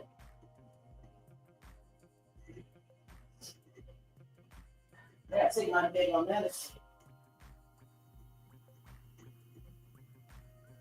Okay, so he called me, and then I got to get ready to go. Jade, you ready?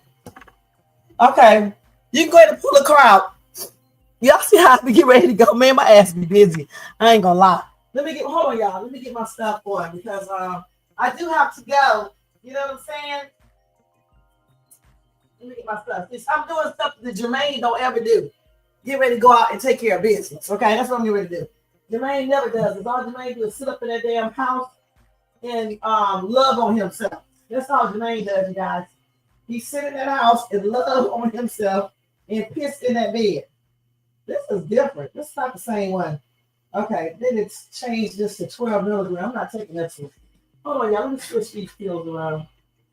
Yeah, how can he change these damn pills such a high dosage? Hold on, y'all. Let me see if I got another lower dosage of these pills. I don't want to take no 12 milligrams.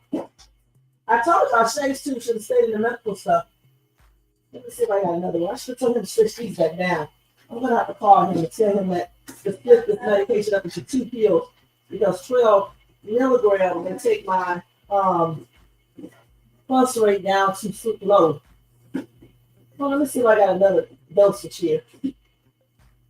Hold on, y'all. I'm about to tell him to lower these back down because that's going to get my pulse rate too damn low. See, I don't even see a damn another one in here. Damn it. See, dumbasses like Jermaine wouldn't know to do this, right? He'll be sitting his stupid ass up here taking a higher dosage when his pulse rate been absolutely great and be his ass in a motherfucking hospital. All right? That's what Jermaine's dumb self will do. What I'm going to do is split this pill until I call him, because I don't see another dosage, unless the milligram. So I guess I have to split this. Let's see what this is. And I noticed this immediately, that this is a different dosage. Since I got the damn grammar coach right here on the, see, you got these damn pills made the same damn weight, 12.5 milligrams. You see these damn pills real quick. And see if I can break these damn pills down. Because I don't want to take no 6.2. Hey, I'm on it live, y'all. Blow your voice. Because I don't want to take no 6. Hold on, y'all. Let me break this pill down in half. Okay, still take the car. I'll be out. I got to cut these pills. Oh, no, I can't cut this like this. Damn. Let's see if I can cut this evenly. Oh, damn. It cut so easy. I like that. That cut really easy. Okay, so we'll just do half of it and see how that works. Because these doctors will have your ass in a cardiac arrest. That's on everything. See, dumbasses will go ahead and take medication and don't know shit. See, like Jermaine, he's a dumbass, okay?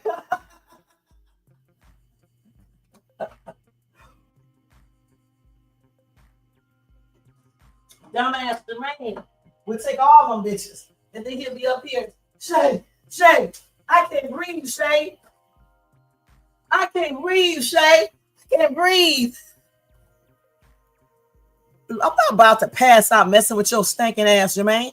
Okay, I'm in here getting ready. All right? I'm getting ready. All right? Stinking ass. I'm not about to pass out, nigga. Let me tell you something, dude. I'm going to pass my head upside your damn face when I see you. And that's on everything. Pass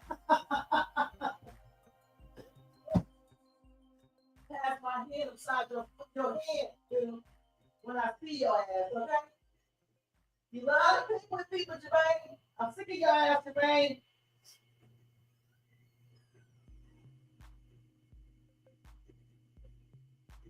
Hold on, y'all. Hold on. This stupid so damn ghetto. It's ridiculous. Hold on.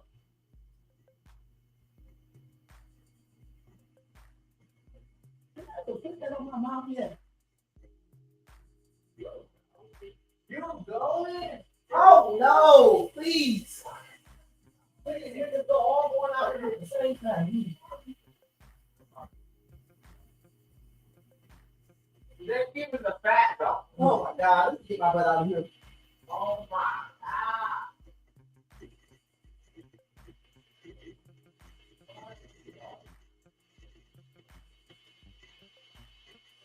Sorry about that, guys. The thing is that I did not know that you had an appointment today. And so, I did not know this chick had an appointment today. So when I scheduled this live, I had already had it scheduled. It was too late to change it.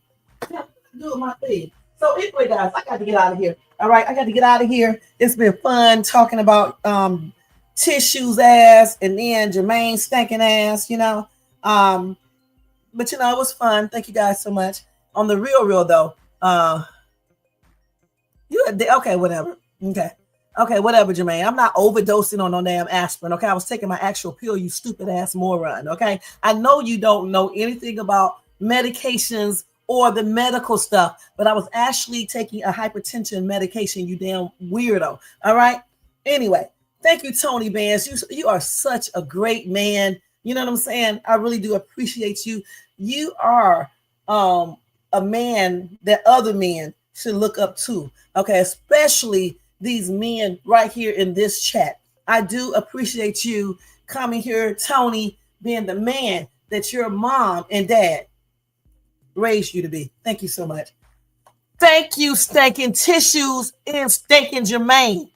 Okay? F both of you guys. Thanks, Kim girl, for always being here, helping me out. All right? And let's see who else came in here. Somebody else came in. Tony Bands. I already gave you your great thank you. Somebody else came here. I'm trying to think. It's probably another tripped out ass dude. Let's see. Okay. Yeah, let's see. I'm trying to see. Let me hurry up because I had to. Oh, Ryan, you are also a great dude. Thank you so much, Ryan. All right. And then we have telling me to say Ramirez. Fuck you. Greg, thank you so much for coming in here, showing some little support and things. I appreciate you. But seriously, thanks to everybody in the chat, including Jermaine and Tissue Stank himself. Thanks to everybody else. Thanks to everybody in the bushes, everybody who watches this in the replay. Y'all, let me just let y'all know this is a PSA. We are just playing with each other, okay? It's nothing serious.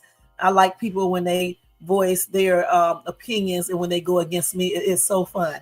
And I enjoyed this today, y'all. Thank you so much. Don't forget to thumbs up, subscribe to the channel, and hit that bell notifications. And share, comment, and leave a share and leave a comment if you like. I'm rushing, guys. Okay, so you have to excuse my bloopers. And I think that's it. You guys. And hey, check out my other videos. And I'm so damn stupid. And I think I said hit that bell notification so you can be notified of any upcoming videos. Don't forget, guys, y'all should be doing some Cash App donations at $Shades too, because this was an off the chain live, or do a super sticker or super chat, or do a membership for $4.99. All right. So I'll see you guys later. I may come back tonight. Maybe. It depends. And until then, y'all have a beautiful rest of your day, and I'll see you guys in my next live. Let me see what this stinking ass dude said.